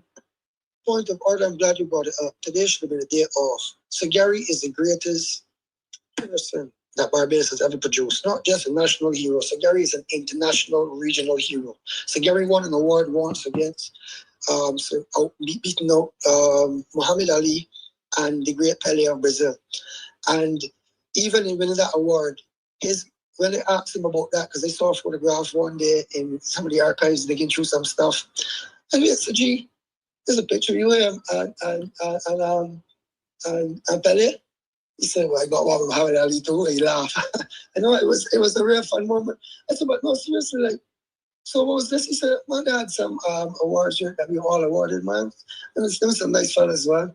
But the thing about it is, I take a box a little bit and I can play a little football, and I think I can play cricket. So he was always a very jovial person. He always had a way of making you be included in the conversation. And later on, I went to my manager, and my manager showed me the picture of Muhammad Ali, because he had that in his desk. And he was like, oh man, Sir Gary and Muhammad Ali, literally, and Pele. I believe that when they were there, they were almost like brothers. And that's the whole thing about the great man himself. I'm pretty sure if Pele is still alive, he probably has a Sir Gary story to tell you about the day that he met Sir Gary. I would always remember him. Sir Gary is just that charming of a person.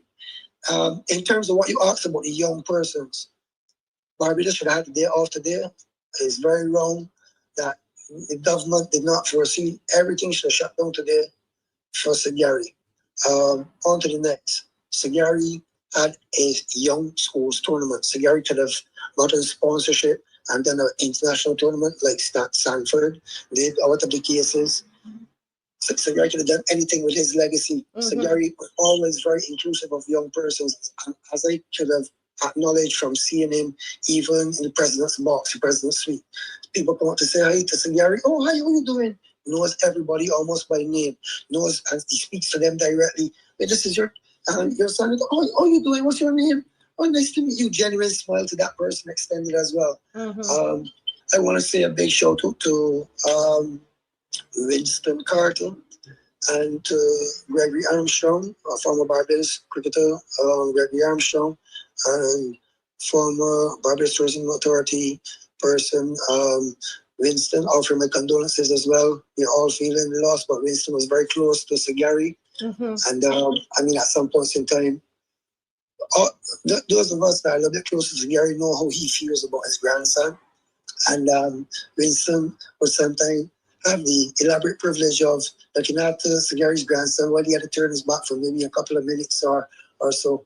So, I mean, as I said, Sir Gary was always a very family-oriented person. Yes.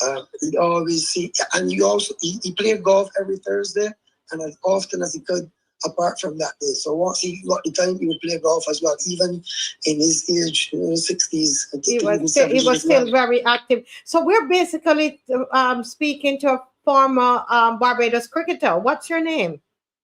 No, I'm a former youth cricketer. Youth cricketer. I would have played for Barbados select youth teams. My name is Hugh Husbands.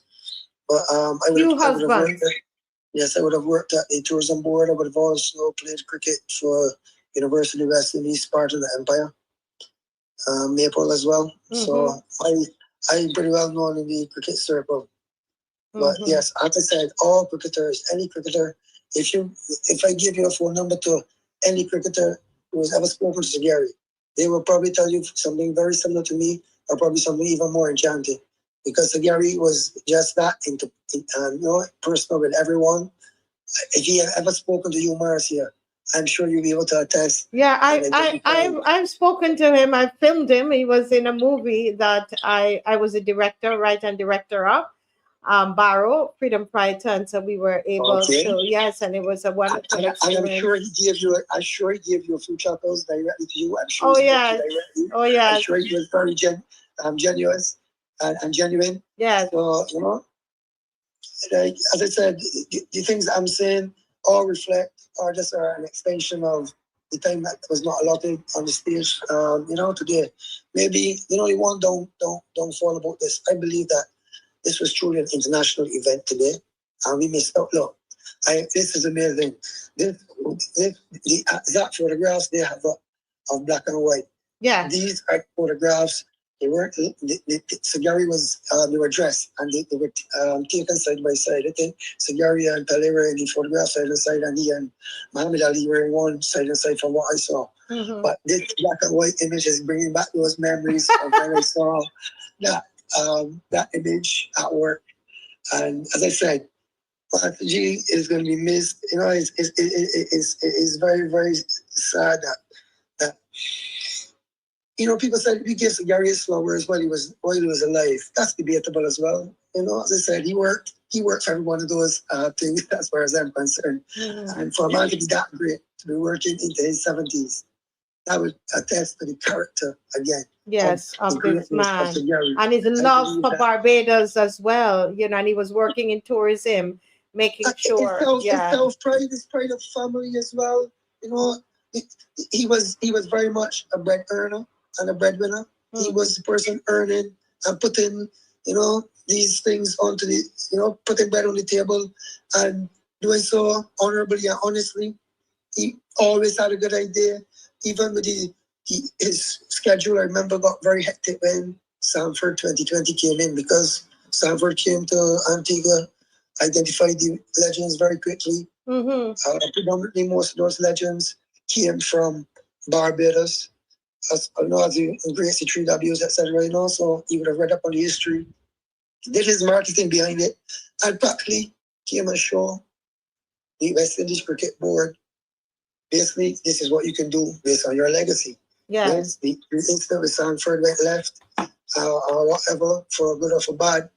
It opened up our eyes to the true value of our individual players, the true value of our game and our culture, our style of cricket, the true value of those legends, because those legends were all given cash and all paid to be a part of that Sanford T20 program that I think went on for about 3 years or whatever. And as I said, Sir Gary's flying schedule was absolutely hectic. I think he and Sir Everton and those would catch up on flights, because Sir Gary doing other things for you know, tourism board, etc. And then when they be coming back to go to Antigua, I was so looking forward to this flight. So Gary was saying, "Oh, I just jump off. I want to jump onto this. Nice to see you." You know, so there's always those stories. Then you get to sit and listen to them tell stories when they were playing West Indies cricket together, and everybody in the room, down to the maid, was all part of the conversation. You never felt like you were left. And then, even as a cricketer, I always forgot that I was a cricketer in that sense. I just sit down and listen to Seymour Nurse talk about, you know, the gentlemen of the West Indies. I found them to be very, very bad behaved. That's why I retired from the game, and I won't get into it. I'm not. And this is something that Mr. Nurse has never, the great Seymour Nurse has never explained to anyone.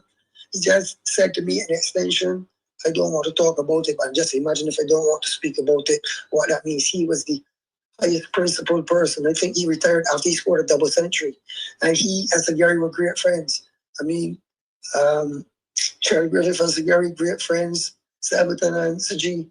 I mean, to just watch these gentlemen, I'm just grateful, just like probably like one of his sons, probably like almost like a Brian Lara, to know that I was going to see Sir Gary most days during the summertime, especially now, because the tournament would be, now we will be meeting with a few, some people from maybe the Barbados Cricket Association, a few of the cricket clubs from around Barbados, but that core would always look to get together for Sir Gary.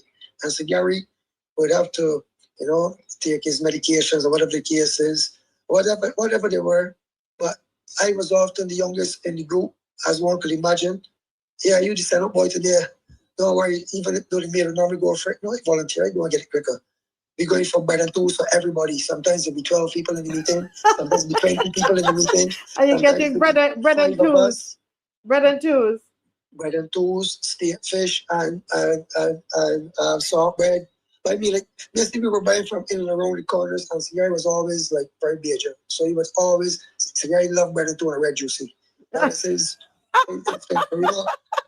You're telling out the man business. So you're saying that, and this was as you guys met to discuss the tournament and so on. He want bread and two and juicy. I think that's Sir Gary. I think Sir Gary even mentioned that in interviews already in the past as well. But it's well known. Sir Gary would eat like he was very big in his mannerisms. As I said, very religious. Not overly that way. Always made you feel comfortable. Always had a laugh when it was down to business though about his tournament. As long as that was done, you know, as I said, treated everybody nicely. I remember one time, I mean, I don't eat fish or fish cakes because I'm completely vegan. But one morning I said, "Sir G, you know, it's only about 5 a week. I want a fish cake this morning. You know, I feel like I want a piece of steak fish." He said, "Listen, as long as you bring back my bread and two, I don't care what you get, I bring back my change." It was a joke and a laugh. I went off, came back. It was like, I mean, this was Sir Gary every day, any day. He probably would do this for somebody on the street as well. You know, and that would have been coming up soon, you're saying? I believe that tournament would have started in around July. I believe that Sir Gary's Wow. birthday would have been celebrated, if not in the middle of the tournament, at the beginning of the tournament or something like that. But I think that tournament would have been, the meetings would have definitely been happening already. Right. Because during the crop over season, as you can imagine, a tournament of that magnitude, I honestly can't remember how many teams it is. I think it may be about, I think it's more than 10 teams that actually come to Barbados. But the long and short of it is, I remember the grounds like Friendship, Carlton would be one of the grounds. The Kensington Oval was reserved for the finals. Wanderers Cricket Ground would be usually one to be used. YMPC would be one that be used. Police Sports Ground, Spartan Cricket Club in Queen's Park. Excuse me. Those would be the grounds that be used for that. And in order to schedule this, these games have to be scheduled kind of during cricket season in some places or what have you. So as I said, I do believe that the tournament was around now. Yeah, there's somebody saying that the final's supposed to be tomorrow. Well, if that's the case, there you go. I truly am not the best at memorizing dates and everything like that. But I do remember, as I said, the meetings are very personal, very long, as I said. So Gary gave us a different story every different meeting. You hardly seen him, upset. He's human. He's a human. So once and twice, but that was never lasted longer than a minute. Always share joy to everyone. So Gary was truly a legend. But I'm so glad that you had this forum of a public forum to share your your memories of him, and their fond memories. You were part of the Barbados youth cricket team, where you were one of many, and you were practically being mentored by Sir Gary, and you had a close relationship with him at work, because you work together at the BTA. And I think those stories are really, really wonderful. I want to thank you so much for calling. And I'll give you the opportunity. I think you were going to say one last thing, and take a minute and just wrap up what you were going to say. I won't even take a minute. I just want to say on behalf of all BCA cricketers, whether you play elite, first division, second division, all BCL cricketers, Barbados Cricket League players. I think Sir Gary also plays some of that cricket as well. On behalf of all national players that represented Barbados, on behalf of all Barbadians that represented the West Indies team, on behalf of all of those that are going to represent Barbados and the West Indies, I just want to salute Barbados and champion your support towards us or them, as they are the future. As we have had Sir Gary like the beacon, and he's no longer with us, it's time for us to find another Sir Gary. And though it will never happen, coming second to Sir Gary by a small margin could never be a disgrace. So on behalf of all Barbadian cricketers, and I speak this to the rest of the world, I just want to thank everyone for honoring him, and let's continue to uphold his legacy.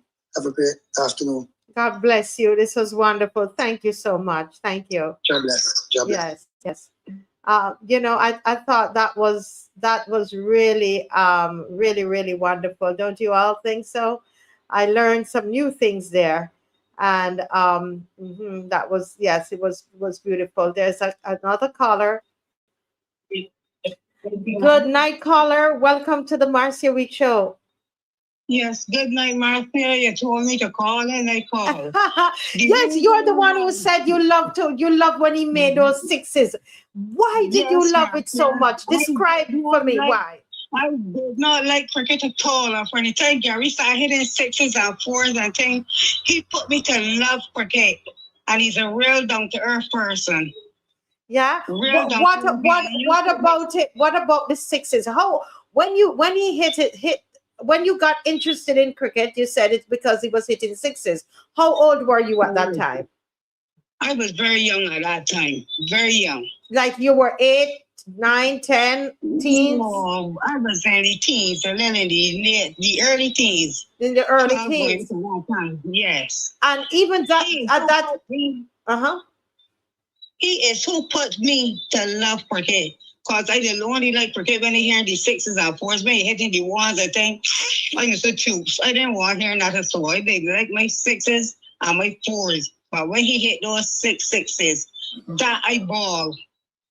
Oh, I wow. ball. Where did you actually go to the game, or you were listening to it on the radio? On Radio Fusion. On Because Radio we Fusion. had Radio Fusion at that time. Yes. So when he hit the sixes, and you got interested in it, because, well, can you describe for me, how did you feel? What about it did you like? I jump up. When he hit those sixes, I jump up. Because I really didn't like cricket. I didn't like cricket. Mr. Sobers is who put me to love cricket. So what, those sixes meant that Barbados was winning, or the West Indies were winning? We won. Not we were winning. We won. And that was it. That was it. Yes. He was so, and he's a very nice gentleman also. He don't care when he used to mix with the poor boys, and he used to got his knees on the ground. He didn't scorn in the ground, nothing so. He was a real down-to-earth gentleman. And did you ever have the opportunity of meeting him, or you just watch him from afar? I just listened to him from afar. Because, the TVs used to be in the park and so forth. Oh, really? So we didn't have any TV. So they had the TV. They had TV like in Queen's Park, you're saying, and other places. Yes, a little small hut there in Queen's Park. They had a TV right there. You sit down and people used to go there and watch cricket. Really? Pictures. Yeah, when you want to watch a picture, you will go there and you will watch pictures and tape on the night. And when you're there, you will go home. So where in Queen's Park, you're talking where you have the where would it have been? Where TV, when you're gonna get facing the old Queen's College. Yes. You're gonna learn that right there. Oh, that hot. Yes. Oh. A TV to be there.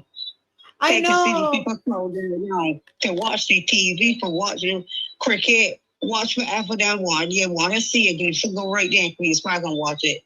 Wow. I love Mrs. Sobers.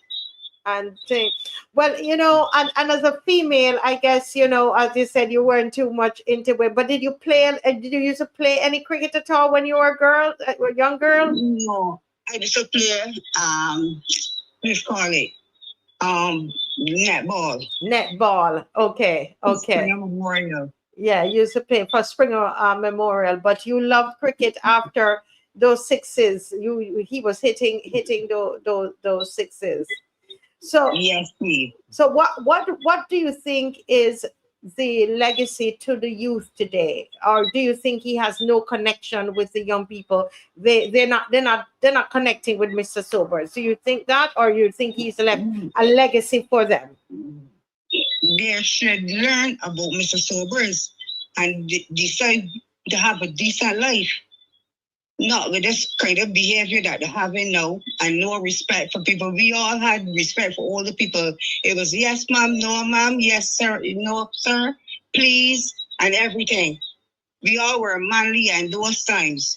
And if you tell a parent anything that is bad, the parent gonna beat you, and your mother gonna beat you. Discipline we had. These children or this that don't have none, they need to have. So you're saying that the children need to be taught about Mr. Sobers. Exactly. Okay. Know the history, know the backgrounds, know the past. Live in this kind of way, and you can't learn the past. This past thing should be taught in school also. To let you know who is good, who was nice in Barbados, like Mr. Barrow, Mr. Sobers. Or like those are the people that Mr. Barry, he fought in war for us. Right. And all they do, so people should remember and keep the legacy going forward, not pulling back Barbados. Right now, Barbados is trying to pull down Barbados, and it's not right. keep the independence going. Keep everything that in the past going.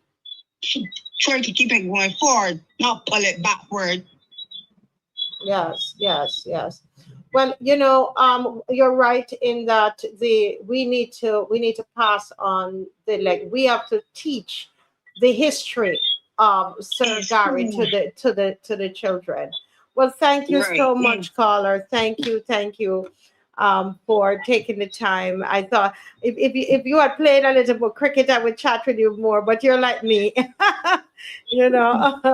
But I actually, as we're talking about young people, caller, I'm getting something here from Gabrielle Rock, a young girl, and she did some tribute. I don't know if Dave has it, and we're gonna play it after you come off the call.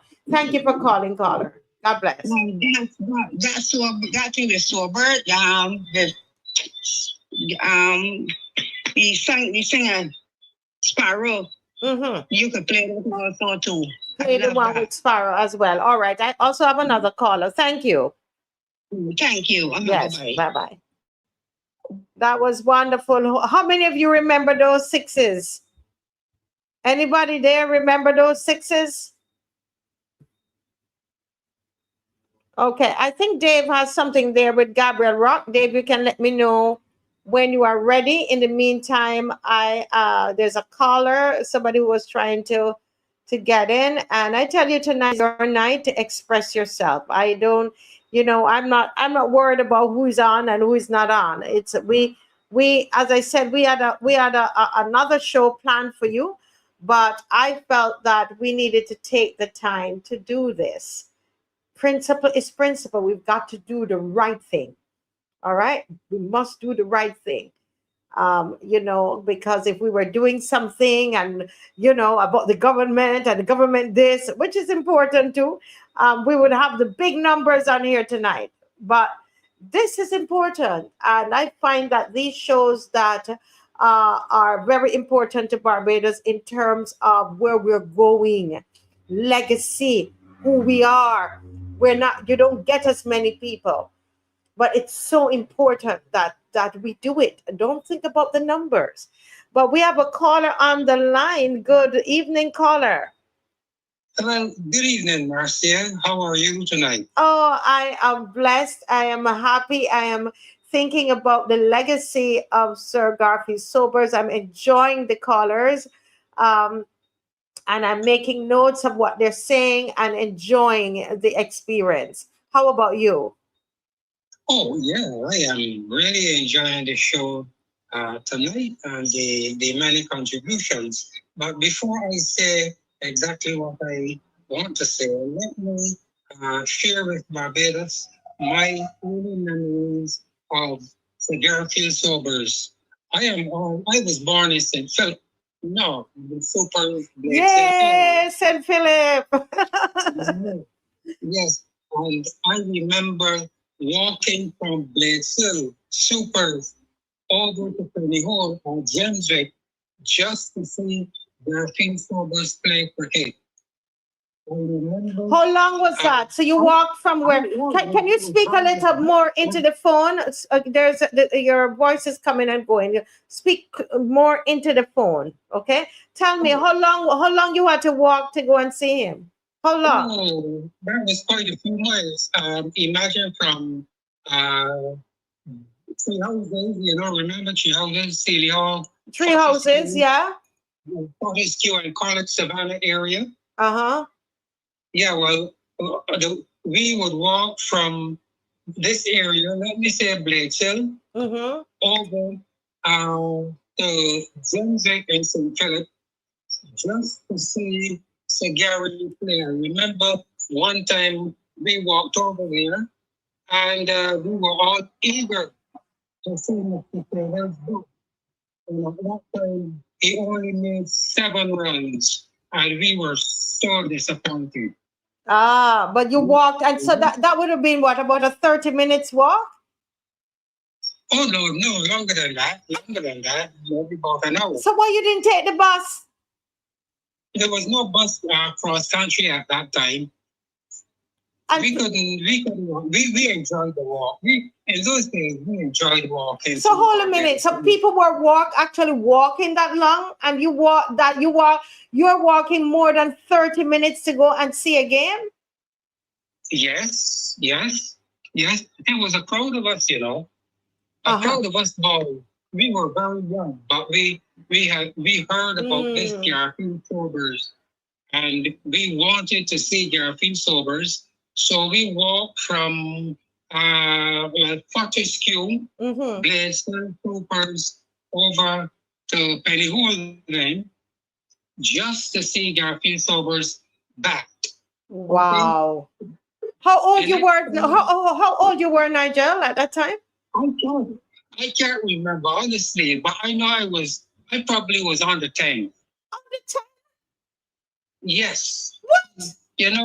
The bigger boys and the children would walk that distance just to see Garfield Sobers play cricket. What are you telling me? And your parents would let you walk? So it was probably about an hour walk? Well, we were in the company of bigger boys. So it's a lot of you. Yes. And again, Barbados was a different Barbados then. Yes. Wow, that is really, when you said that, I'm sorry, when you said that, Nigel, that you walked, that long, and you're thinking, over 30 minutes to go to see Sir Garfield play. I'm thinking of what those gentlemen were saying on Monday evening, how the little children were so involved in cricket. So that's why I could see a group of boys walking that long. Because I live in St. Philip. That's why I asked if it's over a half-hour walk, because that's a long walk. Yes, it is. From Fortescue, that's a long walk. I'm imagining it in my head. Wow. And you did that to go to see Sir Gary. We loved Sir Gary back then. We loved Sir Gary, and we just wanted to see him back. We just wanted to see him back. All right? And the next time I saw him playing cricket, I was in Trinidad. I think it was around 1971 or so. I don't remember the team he was playing against, but at that time, his son, I think his first son, he was there. His wife gave birth to his first son, I think. And at that time, Sir Gary came out and he scored a duck. He made one. So you had to experience it where you only did 7 and then it was then not. Yes. That was in Port of Spain in Trinidad. Right. Then I was a young student then, and I left to see the West Indies play. I think it was India. I'm not sure, but I think it was India that they were competing against.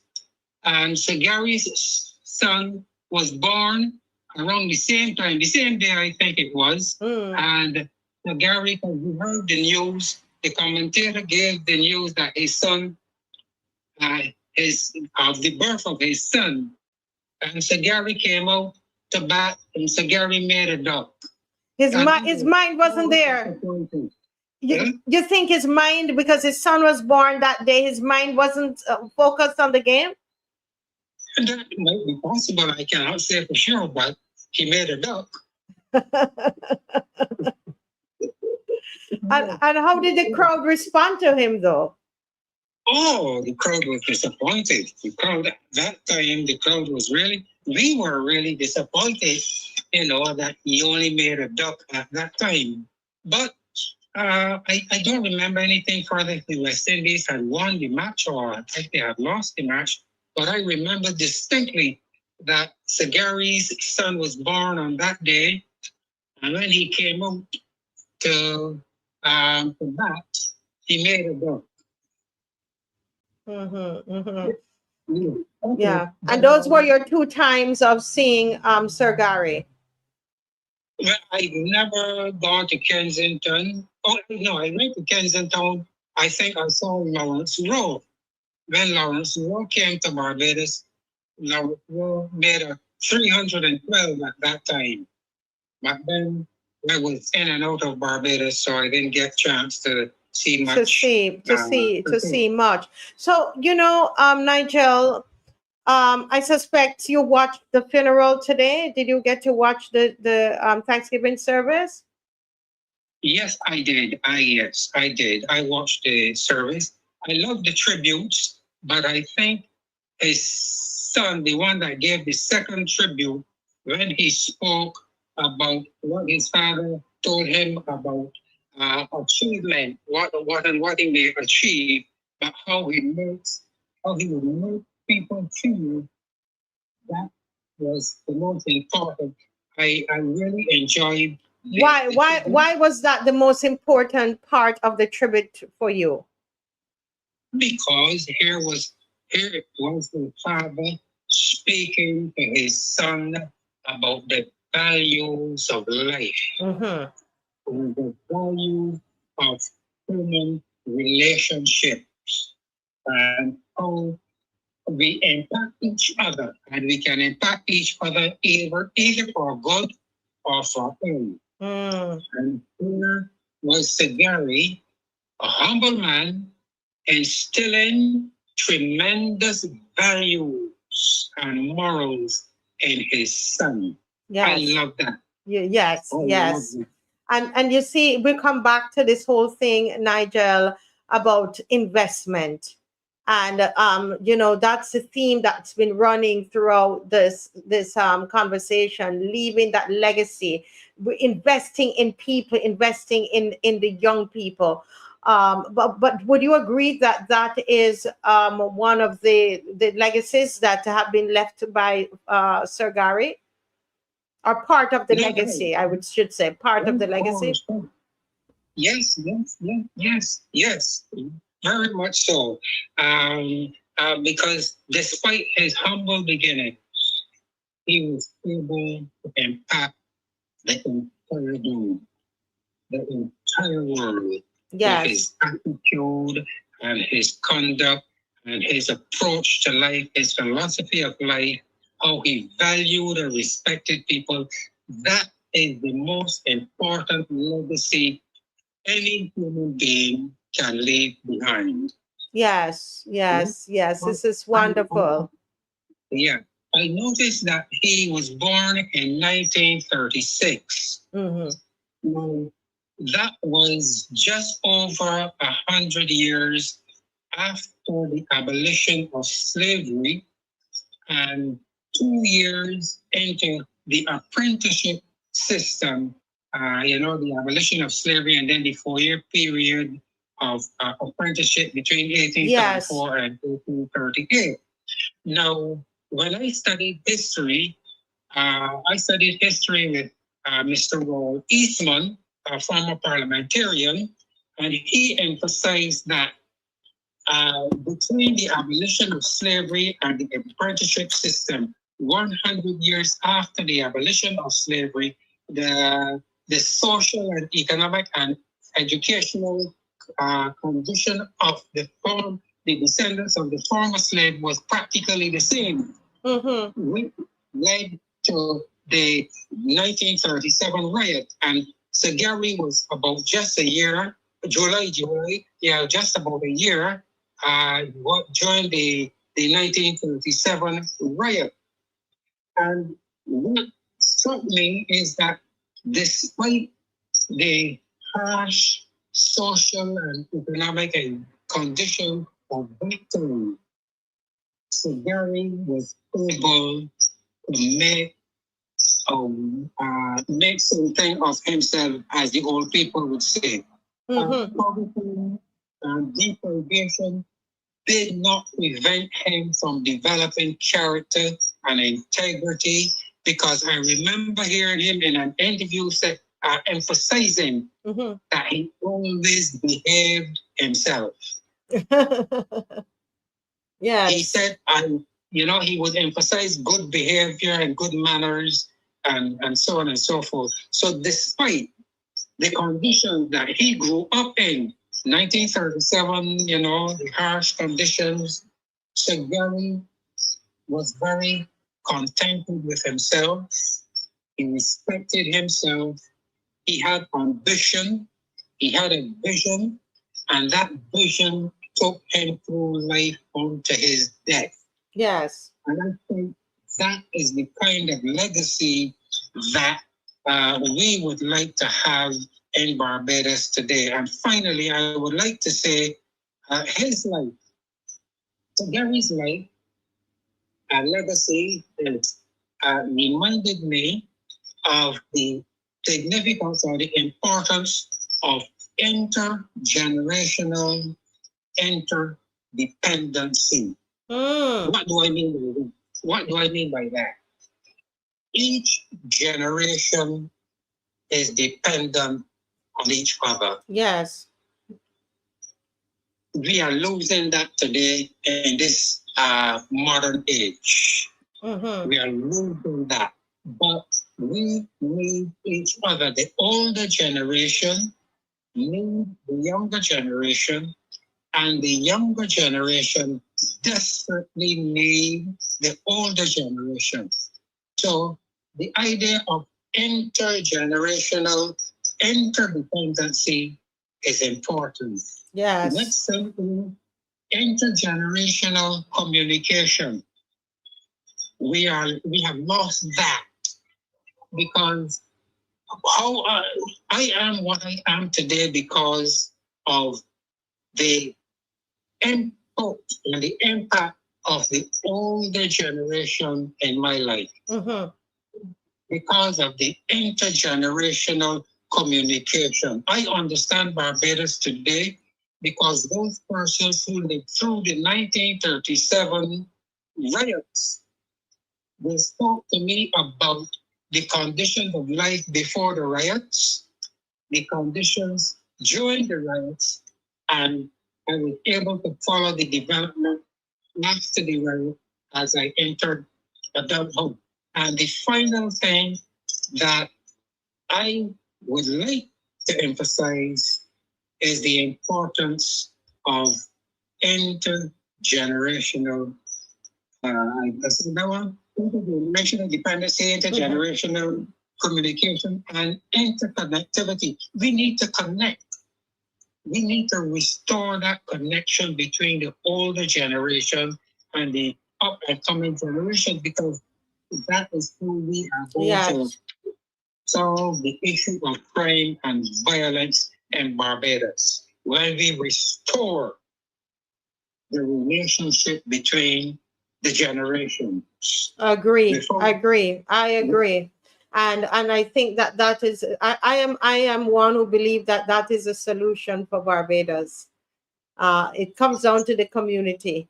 But caller, thank you so much for calling. I think you were going to say something there. You could just make that final comment because we have some other callers that are waiting. Go right ahead, caller. Well, I thank you very much for this opportunity.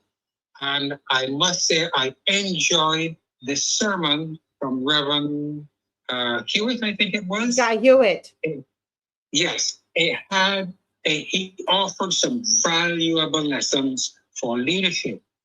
And I hope that all leaders would pay attention to the sermon today and to the legacy that Sir Garfield Sobers has left us, Barbadians, and the world. Thank you very much. Have a good night, Marcia. Yes, God bless you. Thank you. I hope Dave, I don't know if Dave has it lined up, that sermon. It's their night and they're writing the script. So we will play a little bit of the sermon for you. If Dave could find it for us, that would be wonderful. Guys, this is so good. And I think it is important that we don't just move along. Take some time, right? And know what is happening. Thank you so much for calling. You're welcome. Bye. Yes, God bless. Yes, folks, this is your night. It is your night, and it's good for us to share those memories. We do it as a community. Look at the legacy. We are left here How can we write our names on history's page? What difference can we make in our small way? Some of us are heroes are in our own way. Some of the teachers and nurses, heroes in Barbados, the unsung heroes in Barbados. Well, we have another caller on the line. Good night, caller. Good night, Marcia. Good night to everybody in Barbados and the world. Yes. Oh my goodness. You are excited tonight. I can hear the joy in your voice. Very much so. Are you watching? You've been watching and listening to the other callers.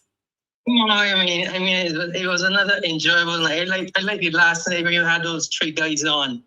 I mean, that was fun. That was really great with the three guys. And it's, we don't do it anymore. We got to think all social media. We don't get together and sit down and talk. But those guys just sat down and talk. And it was a roll, man. It was a roll. It was very, very good. That's wonderful. Yes, but I thank you for the opportunity. I want to say hello to the opposition and a wonderful night. And I thank you for the opportunity to talk about this man, this great man. Yes. Sir Garfield Sobers. Yes, sir. Yes, sir. I just want to give you a little background on me. Mm-hmm. Years ago, and this is to do with education. Mm-hmm. Because when I had conversations about Sir Gary, they talk about education comes up from time to time, and I really don't like what I hear. Mm-hmm. But years ago, I had the opportunity to go to universities either in the United States and Canada and so on. And I remember sitting out in the van at the company I worked at, and I looked at the whole scheme. Mm-hmm. And what I saw was people go to university and come back and work for people that did not go to university. And the man at the time was Cole Williams. Cole Williams went to university, but he commanded a ship that hired people that went to university. And I sit down, I say, you know what? I'm not going to spend and waste my. I'm gonna be like him. I'm going to use my brain, and I can make the most of it. And I don't think I do too bad. Mm-hmm. Sir Gary, I hear about Sir Gary. He didn't go to grammar school or something like that, so he didn't have the education level. But let me tell everybody in the world and in Barbados, if you educate a fool, you end up with an educated fool. It isn't about universities and schooling and so on. If you love something and you have a passion for it, yes, you will go after it with all your heart and might. And that's why I believe that Sir Gary did. And Sir Gary took what little he had and shaped it and cuddled it and did what was necessary to be a great man, an international man. And you can't touch him. Don't care how much university degrees you got. You can't touch the man. Caller, can I just say that is something that I took away from Monday night. Here it is. This man did not go to grammar school. He did not do university and all of these things. And look at what he was able to accomplish. I mean, let me say this. The greatest part about it, it's not about strength or nothing. So the greatest thing about it is he became this great man, but yet he was still humble to invite people into his home, strangers into his home, and just sit down and talk with them. And I love that about him. And to me, it speaks about the humility that we should all have. Don't care how high and how tall or whatever, how rich we get. We should always be humble because, don't forget where you come from. And he did not do that. Do you think, caller, let me ask you, do you think that because you knew he was a boy from Bayland, you heard how he was also being teased by some of the students who went to Combermere and so on. They were teasing the way he speaks, etc. Do you think that contributed to the humility? Because he knew that, I am not a scholar. He did not pass, he wasn't what you call an educated man. I'm putting that in quotation because he was an educated man, but you know what I mean. He didn't go through the school system. Do you think that contributed to his humility? That's a very, very good question. I believe it could have, but usually I think the influences in his life led him to be the man he was today. Mm-hmm. But it could be, but I don't know. But I think usually influences is what help to shape our character. Mm-hmm. But continue. I've met a lot of people, but I've never met Sir Gary. And if I had to do it all over again, I will make it a point to meet this man, my own self, and just sit down, have a chat with him, because I think he would have had a world of knowledge, and give me some of these secrets, you know. Mm-hmm. Yeah, so that's really what I wanted to address his upbringing in terms of the education area, and I just wanted to get that over there. He's not anything less. He's a brilliant man, and he did what he had to do to become who he is. Mm-hmm. And I mean, he will be remembered. Believe you me, he will be remembered. Mm-hmm.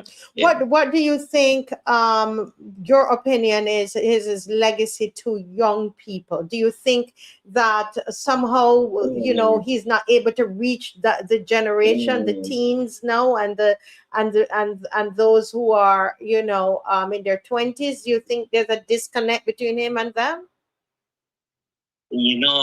I think Barbados may have lost its love for cricket. And because of that loss of love for cricket, they may not even be interested in who the man was or is. And we are caught up now. Young people are caught up now in this world that we're living in, and it's a changing world. And it's something I can't really. I can't, to be frank, I can't put my finger on it as to how or what we can do to reverse it. But if it is to be a role model in greatness, I think Gary would be an ideal person to keep, in front of people. Write a book about him. How many books in his schools? It could be a history lesson. But and in some way, it should touch other young people coming up to emulate the man that Sir Gary was. Yeah. Have a book integrated in the school, put it in the history book or something like that. And let him be remembered that way through the school system. Yes. And reunite cricket, in some form or fashion. So we can get people going back. Because you think about young people, they need to be focused. And focus them on something that will be meaningful, and that is cricket can be used as that. But that's my thinking. Yeah. Before you go, caller, I want to, someone is saying here that he had a gift, but not in academia. There are gifts in art, sports, etc. And I think that is one of the legacies. It's part of the legacy. That we can be pushing from Sir Gary, because his gift was not in academia; it was in sports. You see what I mean? And I think that we in the society we need to push that more and recognize that more. What do you think? Yeah, I feel very, very true. You see, the other thing is the educational system. It is limited. It doesn't recognize the people that are outside of the academia, who have the talents in the physical. If we do that, and if we could do that, recognize the physical, the sports, the cricket. You get into cricket, and then you bring the children into the cricket. Or the football. It could be anything, basketball. But that's what happens in the United States. I think you get some level of academia. But then you have the exposure to the sport, where you can build a career or life on it. Mm-hmm. So that would be a good idea to think about or explore, to develop our educational system. Yes. Make it meaningful in not just one particular area, spread it across the board on all the other areas that we can go into. There may be another Gary Sobers, or even a PA. We limit ourselves. We can do all things in Christ who strengthens us, and have that mindset. Don't limit our minds. Believe we can do it. Put your head down and give it your best shot. And you can do it. Yes. Wow. Well, caller, thank you. I thank you for making that point. I was trying to make it the other night, and I was hoping that people were getting that. I think people got it, about to just allow people to grow and to into what their calling is. Some people call it their calling, and their gifting. Yeah. True, very true. Right. So the telephone number is 236-7000, Miss Corbin. It's the regular number, Miss Corbin. 236-7000. That is the number to call. Caller, is there anything else on your mind before you go? No, that's it for now. Well, let me just say this. Everything's good for now. Okay, you have a wonderful night, and I wish everybody a wonderful night as well. Yes, thank you so very much. Thank you. Okay. May God bless you. Well, we had thank you, caller, for calling. We had our athlete gentleman there, and he wanted to make sure that he had a contribution. So I'm hoping that we can get him. Good night. Good night. Good night. Welcome to the Marcia Weekes Show.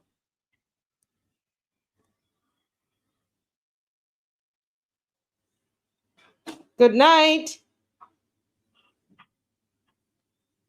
Okay, we're not hearing. Good night. Okay.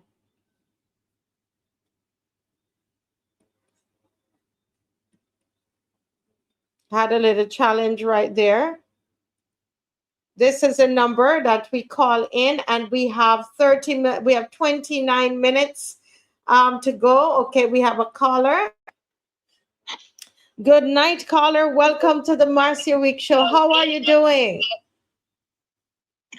Hello, good night, Marcia Weekes. Yes, good night. Good night. Good to hear you. Lawyer Barbados. Yes. My name is Taroni. Hey, Taroni. I am impressed with Sir Garfield Sobers because he wears a bar so that young people can follow the pattern and following the lead or what is that pattern? What is that pattern? You said that he yeah, that's sporting confidence. Is like confidence. He gives empower other people that give the message to let them know you could be great at any sports that you want to be at, But the honest truth is like his run rate because it's impressive. The 6'6" that's excellent here. So the youth can look at that and tell themselves, you know what? If you get do, I can even do even more. Yeah. So the youth need to go and get more confidence now to know that if the seniors can do, we can go and put themselves out there to be a national hero also. Yes. So Taroni, you're saying as a young man, what the legacy being left to you is one of confidence, self-confidence. Yes, and not only that, it's showing that it's discipline too. And discipline. Tell me about that. Yeah. Okay, discipline means like to be focused as know you about if you after certain goals, make sure that you know how to execute the mission and got strategy how to go after your goals. And you think listening to the stories about his life, reading about his life, you believe your takeaway is confidence and discipline as a young man. Yeah. Yes, because what's going on right now in all these sporting events, right? Yes, we are doing very good at track and field, and but we want another Sir Garfield Sobers. So the youth, can push yourself up in that level so that they can perform like Sir Sobers. So all it takes now is good training and being advanced to the sport that you're at. So you could just like read certain games. I know how you could qualify even more here in that sport. Yes, yes. So this is very interesting. That you would. Is there anything that you remember about his life? Anything you heard on either Monday or watching the funeral that spoke to you and gave you that reassurance and made you say, you know what, I'm going to take self-confidence away from as a legacy for me. I'm going to take away from his life discipline. you know is there, and do you remember any story, any particular thing about him?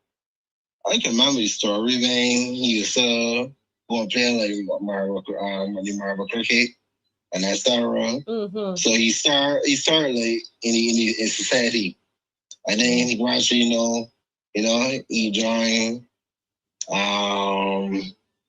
he joined the club, and then all of a sudden, The BCL, the cricket league, the Barbados Cricket League, yes. Yeah, and then he become great at it. So that's what I'm trying to show you. The youngsters don't, cause like all the society roots, market game come together, get sports, see going who could be great at who, I always go on each other back. I came in. So that, we can live that right carpet so that, I train more youngsters to go and get more involved. Yes. And you have children? Yes, I have two sons. One is in school and one is secondary school. One is secondary school. Do you instill that self-confidence and discipline? How do you instill that in them?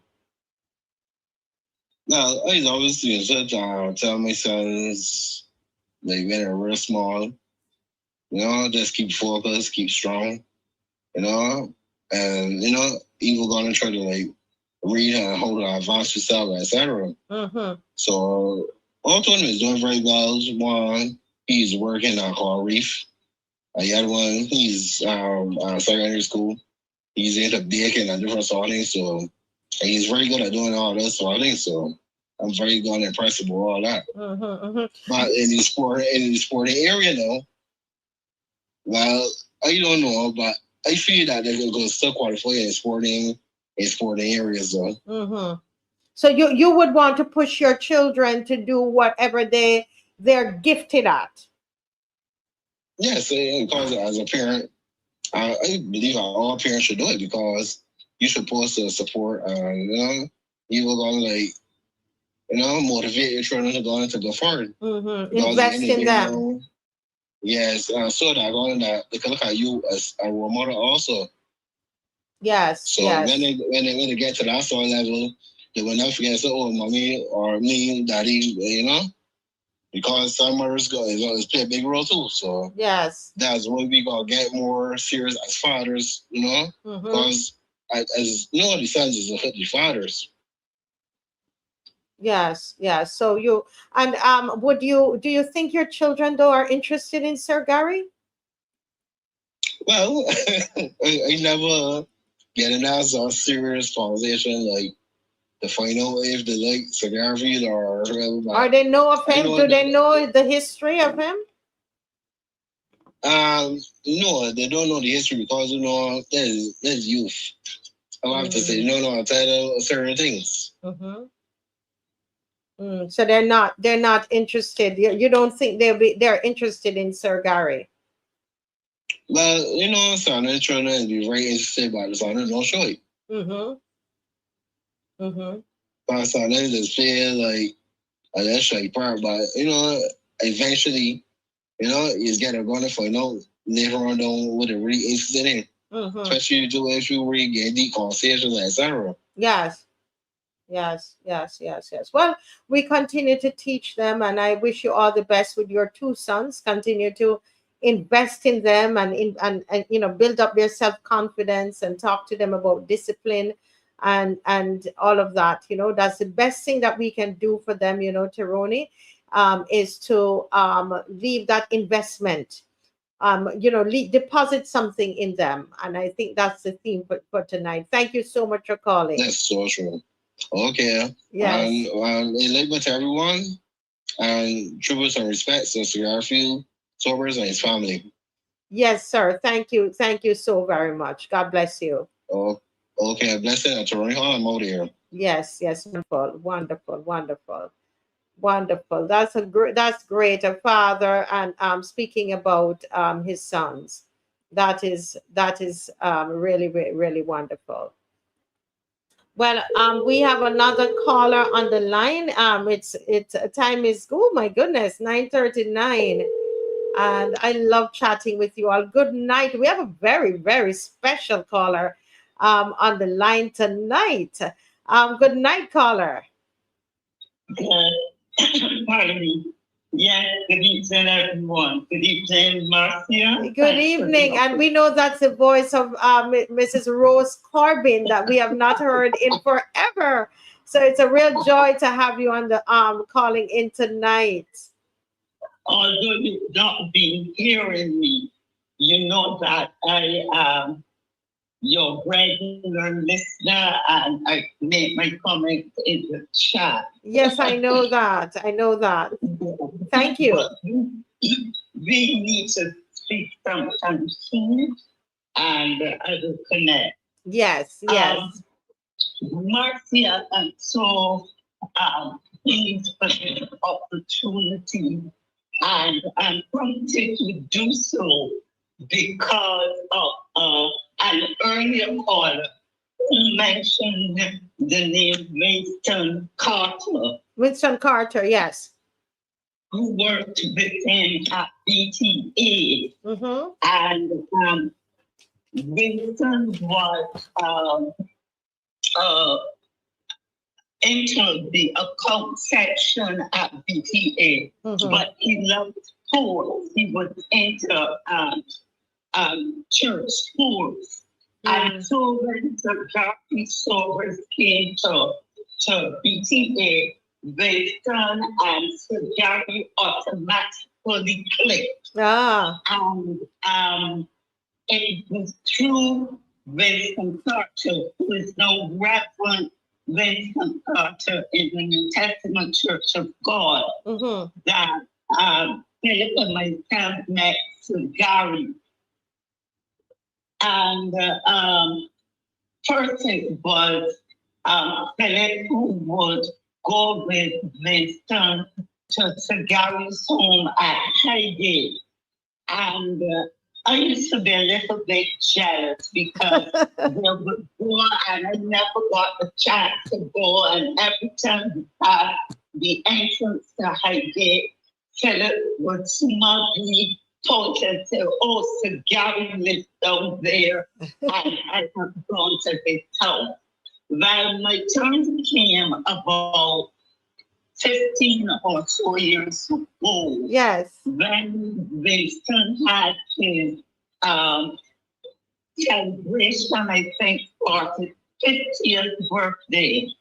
And he invited, a close group of family and friends to that celebration, which was held at the Army Church Hall. Now, no venue. The AME unpretentious church hall in Colorado. And Sir Gary was there with Jackie, his beloved partner. Yes. And he was, given a little place as guest of honor. Like what I noticed about Sir Gary, he sat like a proud father. A proud father smiling on at Winston. And he got up like everybody else and went to the buffet table to be served. And and he was just sitting there with that smile of yours, with that split, and he was in element, so proud and participating and engaging.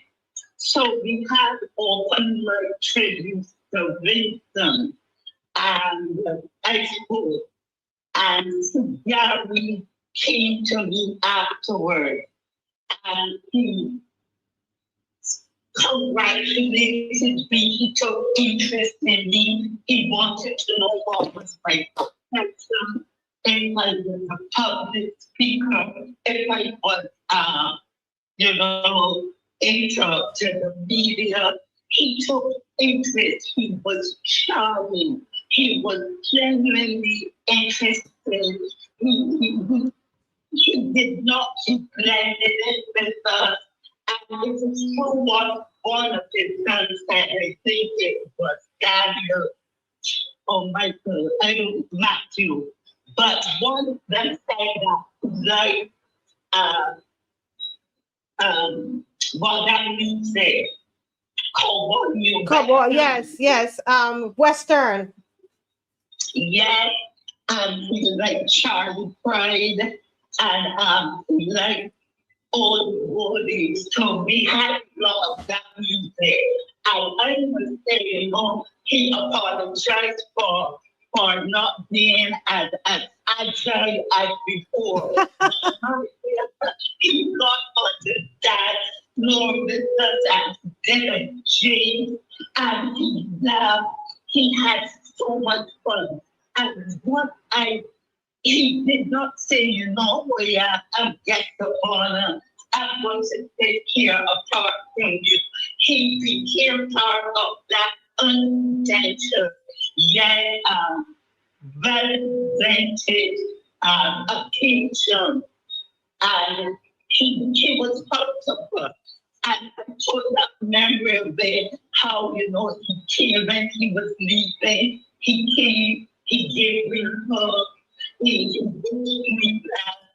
And that is one last year that yesterday I had to get to part of building early telecommunication and kind of condolence, but not for me, but for my friends and neighbors who at some time would have played or gone to county cricket with the Garfield. So I thank for my friends in Manchester, my friends in Barbados. I thank Marcia Weekes and everybody. And then this morning, Philip and I got up and I put on my funeral clothes and I sat in front of my television. And as soon as I saw Peter Griffin and Russell Griffin in the Lakers, Philip and I got in the car and headed across St. John's aboard his car to watch them coming up. And then we said, no, let's go up to the junction there in Lower Grave, Jackburn, St. Patrick, to go to St. Patrick and on to Porridge. And we were right there by the barrier with the police, ourselves and 3 other persons. And it was like sending a personal friend off. Yes. Now, when I heard going Marcia to wrap up here, then I heard of his passing that morning, telling woke me up, I came to be told Mr. Gary and he was all sad. I immediately called Winston Carter and I asked him, how are you? And he said we were expecting to Gary to pass, but it is still a shock to me. How is that here? Now you're talking about a legacy. Now that here is Sir Vincent's son and Sir Gary's godson. Following that here. That year is about 14, 15. And Sir Gary took on the responsibility of being a godfather close to 75 years of age.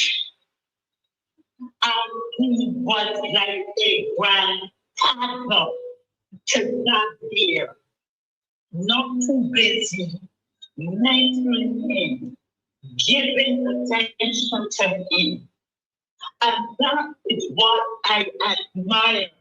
That is why I was so concerned about Zachary missing that input in his life from a man who was not just the world's pity actor who took interest in him. And therefore, when we think of a legacy, Marcia, I am seeing that there is space for our older persons to continue to be in the lives of the younger ones.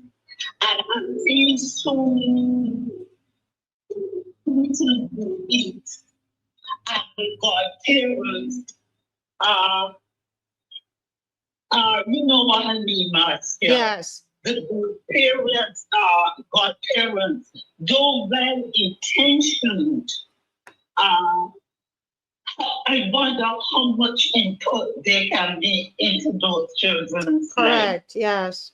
And therefore, I admire that Sir Gary did not decline from becoming godfather to that year at 75 or so years of age. But he stood up and he became that influence in that year's life. Yes. And I want to extend condolences to all those who love him and will miss him. And you know what I said? That he is part of that passing parade that we will have to look really, really hard to find persons who embody the character, the characteristics, and the attributes of Sir Gary, a man from humble beginning who always demonstrated humility. And not only that, in my tributes, I've been saying, God gift to Barbados that we shared and gave to the world. That's the man who is looking at me smiling, but I danced with him, not you. I danced with him. Not you. Yeah, to them, those all the goldies. That is lovely. That is lovely. Thank you so much. And the vessels, the Charlie cried like kiss an angel good morning. And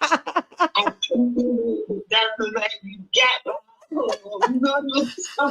I wish I could have seen you in action. But listen, I have another caller. I have another caller from the UK who's been waiting. So I'm going to take that call. And unfortunately, we have to end. But I love this show tonight because it's the people who are speaking. God bless you, Auntie Rose. Okay, God bless you. Yes. Bye bye. Yes. Bye bye.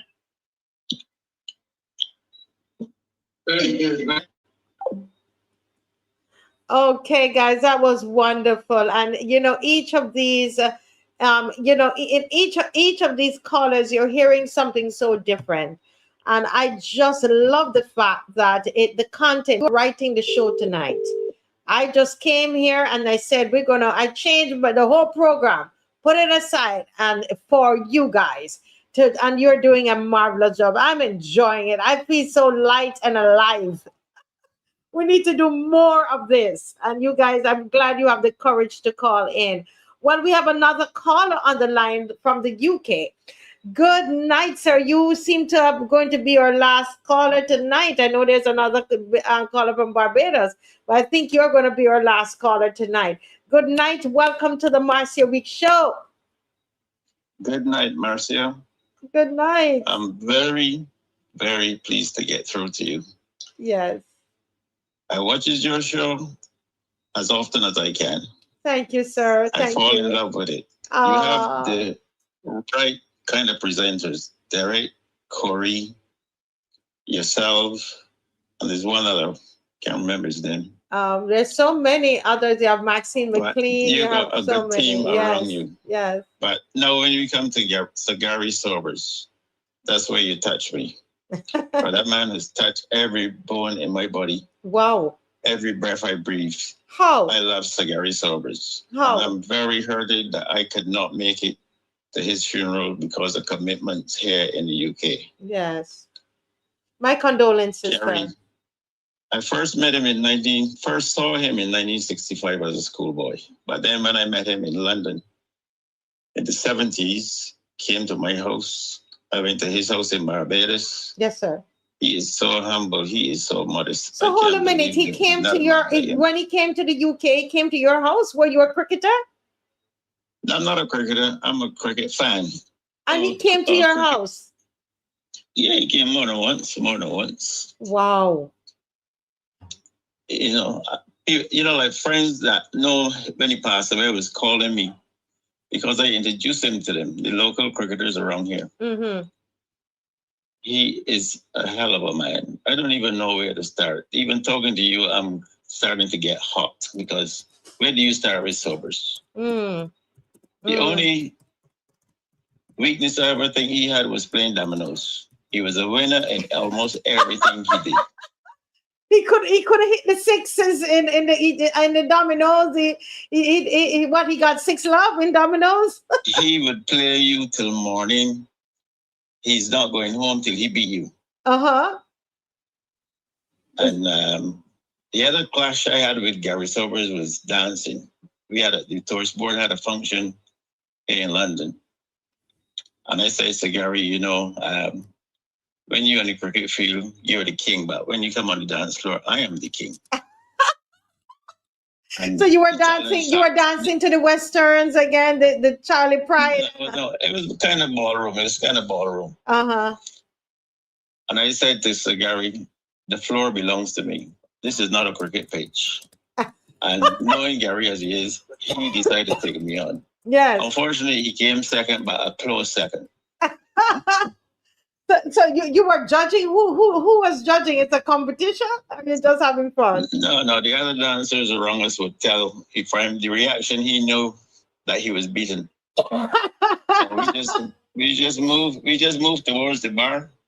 He said, "Bojangles, I now know why you got that name." But he was such a wonderful man. I just can't. I hear all the pleasantries.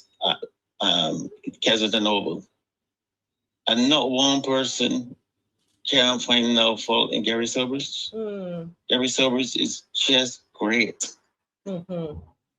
Even just to be in his company, he changes. He go to Chinese, he go to Indians, he didn't tend to like West Indian food unless he in Barbados. Okay. So when we go to Champers, he took me to Champers twice, and I don't think it was West Indian food. It was just like continental or something like that. But we heard that he loved his bread and two and red juice. Yeah. I once said to him when I first met him, I said, Gary, I was told that my father, he named Lester as well, Lester Bossy Barker, played against him, and he clean bowled him, and he got him and his 2 brothers out in the same match. My father used to play for Rangers, as Derek would tell you.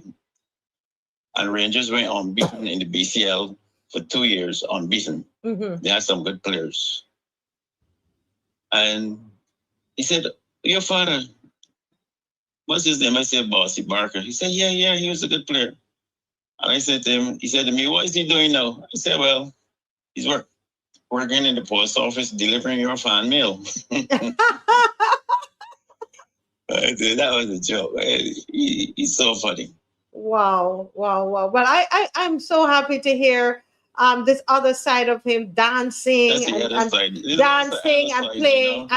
playing dominoes. So I never thought cricket with him because his level of cricket isn't my level. I'm way down the ladder. So you used to play cricket as well? You used to play cricket as well? I just play a little club cricket here in London. I went to school at Wesley Hall and get a little pick on and off, but when I came to London, I got a big pick by this local cricket. Mm-hmm. And I used to sometimes, Gary would come to the game and people would say, gosh, you got Gary Sobers here? He come to see me. That's like how I go to see him. He come to see me. Wow. He even made me, the last time I was in his company, he made me umpire a game at Sandy Lane. I turned up to welcome him and Jackie, or meet him and Jackie, and he said, they're short of an umpire. Jangles, can you go and umpire?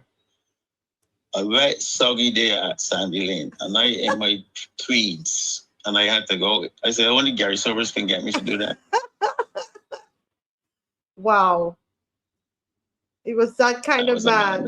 That kind. So when anything for him. Yeah, it seems like anything for him. It seems like he was very competitive because he wanted to make sure he wins that domino game. So that's why he would go into the wee hours of the morning. Into the hours, 3 o'clock in the morning. He's still trying to win. He's still trying to win. My friend that was beating him got him upset. He said, Gary, don't forget when you get to Barbados to declare the thing. Say what thing? The 6 love.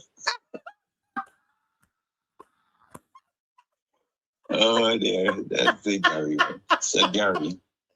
Oh my goodness. He hated that comment for so long. Every time Bert see him, Bert is deceased now, but Bert used to say, don't forget to declare. And he think he talking about cricket, but he talking dominoes. He talking dominoes. The 6 love. Oh wow, that's good. He was a wonderful man. He was a wonderful man. I went to his house on Highgate and I had a good time. That's where I met Brian Lara at Gary Sobers' house. Yes. I met a lot of dignitaries through Gary Sobers as well. So let me, we are here. Oh, we're actually 10:01. I forgot what time it was because I get caught up in the interview.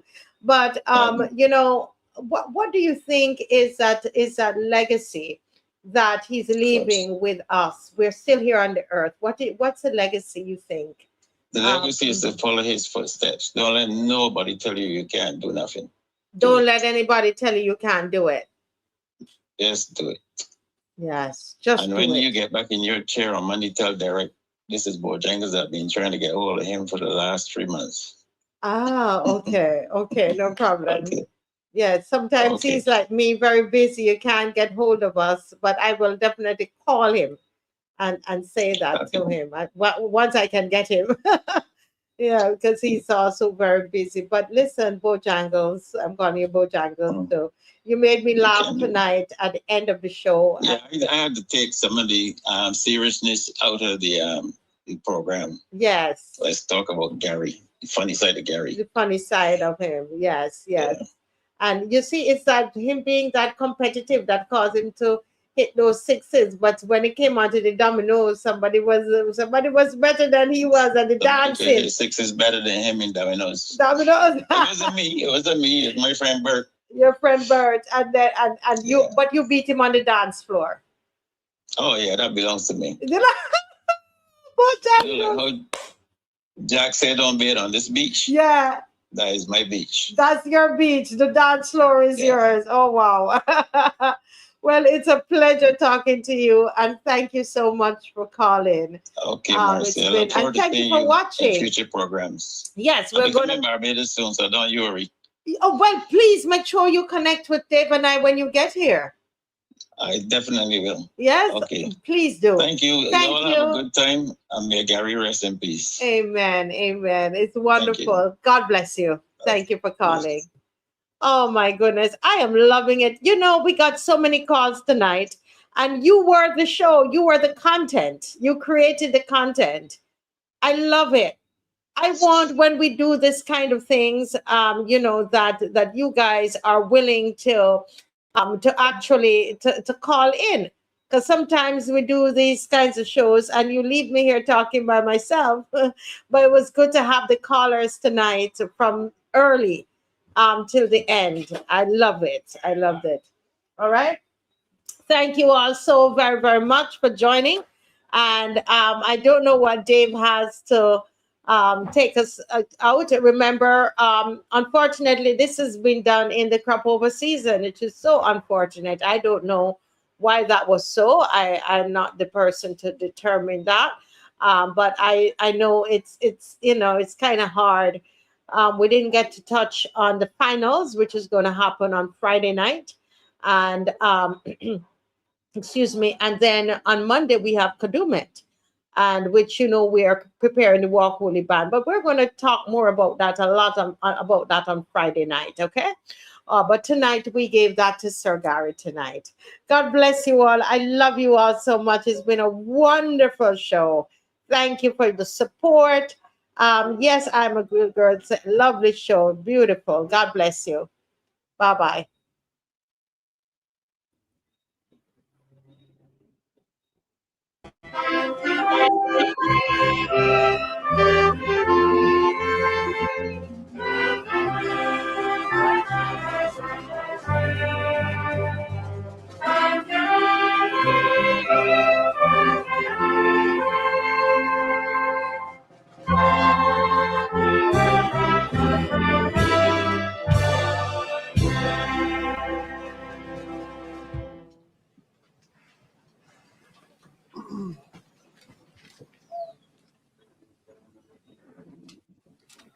Lord, you have been our refuge from one generation to another. Before the mountains were brought forth, or the land and the earth were born, from age to age you are God. You turn us back to the dust and say, go back, O child of earth. For 1,000 years in your sight are like yesterday when it is past, and like a watch in the night. You sweep us away like a dream. We fade away suddenly like the grass. In the morning it is green and flourishes. In the evening it is dried up and withered. For we consume away in your displeasure. We are afraid because of your wrathful indignation. Our iniquities you have set before you, and our secret sins in the light of your countenance. When you are angry, all our days are gone. We bring our years to an end like a sigh. The span of life is 70 years, and perhaps in strength even 80. Yet the sum of them is but labor and sorrow, for they pass away quickly, and we are gone. Who regards the power of your wrath? Who rightly fears your indignation? So teach us to number our days, that we may apply our hearts to wisdom. Return, O Lord. How long will you tarry? Be gracious to your servants. Satisfy us by your loving kindness in the morning. So shall we rejoice and be glad all the days of our life. Make us glad by the measure of the days that you have afflicted us, and the years in which we have suffered adversity. Show your servants your works and your splendor to their children. May the graciousness of the Lord our God be upon us. Prosper the work of our hands. Prosper our handiworks.